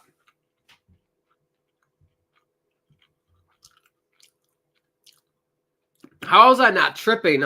That's crazy. That should be tripping on Edmonton. What the heck? That's like 2 calls they've missed in this OT for Edmonton. Here's McDavid. How McDavid would this be? They score. Bull. Boo. Boo. Boo. Referees, piss off. The fix is in, everybody. The fix is in for Edmonton. I'm sorry. That's a horse crap call. Not non-call, excuse me, by the referees. They missed a high stick on Jack Eichel in the third period. They miss McDavid to haul somebody down at the start of overtime while they're on that 5-minute power play. McNabb gets taken down in the corner, is injured, and they don't call it. The following play, it's McDavid, Draisaitl, tic-tac-toe, back of the net, just like Game 4 against LA. Same scripted nonsense by the National Hockey League. What a joke. What a joke of a league. The referees are a disgrace to the profession. I don't know who trains the referees in NHL, whether it's Gary Bettman, Bill Daly. I don't know who's in charge of it, but that is disgusting. The amount of missed calls, says the Rex, bullshit. It's corrupt. The league is corrupt. Gary Bettman sits on a thumbtack. Exactly. Same for McDavid. I can't believe it. It's rigged. I'm convinced now it's rigged for Edmonton. So I think it's going to be Edmonton out of the West. And then Toronto, Florida will probably come out of the East. But I think Edmonton's winning the cup this year. They're getting the bounces. The referees are on their side. It's a joke. Whatever. We stayed up till 1:20 in the morning to watch that. The game end like that. I wanted it to end organically off a clean goal, but for the game to end like that, off a missed call, that's a joke in my opinion. Zurek says, "Go Cats, go!" Yes, I hate Toronto. Go Florida. Even though I don't really like Florida, I don't like Marchand or Matthew Tkachuk. But yeah, let's wrap it up, everybody. This was a long stream. I appreciate you bearing with me with the setup, with the food, the eating on the stream. I normally don't do that, but that was fun, though. I will say it was fun to watch hockey and hang out with you guys, even though it was a kind of a longer game. I appreciate everybody for tuning in. Let's do the 3 stars. Let's figure this out. I think the first star, I'll save my first star for later. Let's go third star, Aiden Hill. Second star, Calvin Pickard. First star will be the referees. That's your first star. They decided the game today. They gave Edmonton every chance they could. A 5-minute power play. It was not enough.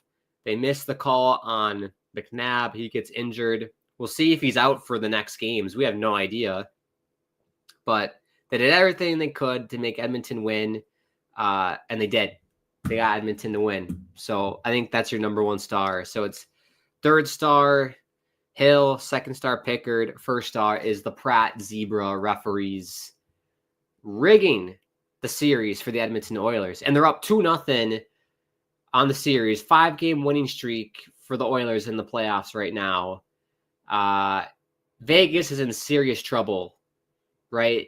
I always say you're never in trouble until you lose your home games. They've lost both of their first 2 home games. In order for Vegas to win the series, they got to win 2 road games now in Edmonton, which is very difficult. Not only that, tough environment. You're dealing with the referees. I think this could be done in 4 or 5 based off what I'm seeing. So we'll see what happens with that. I thank everybody for watching. Any last comments before we go? I like Matthew, but screw Marchand. I honestly want a player just to body a ref. Hey, that Islanders. Who was that Islanders guy in the minors who bodied the ref? Could be like that guy. And really screw McDavid up. Yeah.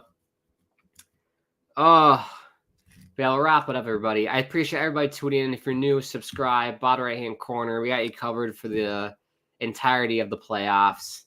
The next stream for me on the channel, might be next week at some point. I'm thinking this Saturday, I want to do a live stream on my channel in the morning for like a soccer game. So if you want to check me out on my own channel, I'll probably be live Saturday morning for a soccer game, because I've been missing the soccer content. So we can definitely do that. But yeah, probably next week on this channel, I'll be live again for a playoff game. Maybe it'll be for this one if it's still going on. I have a feeling this could be done in 4 if the referees really want it to happen that way.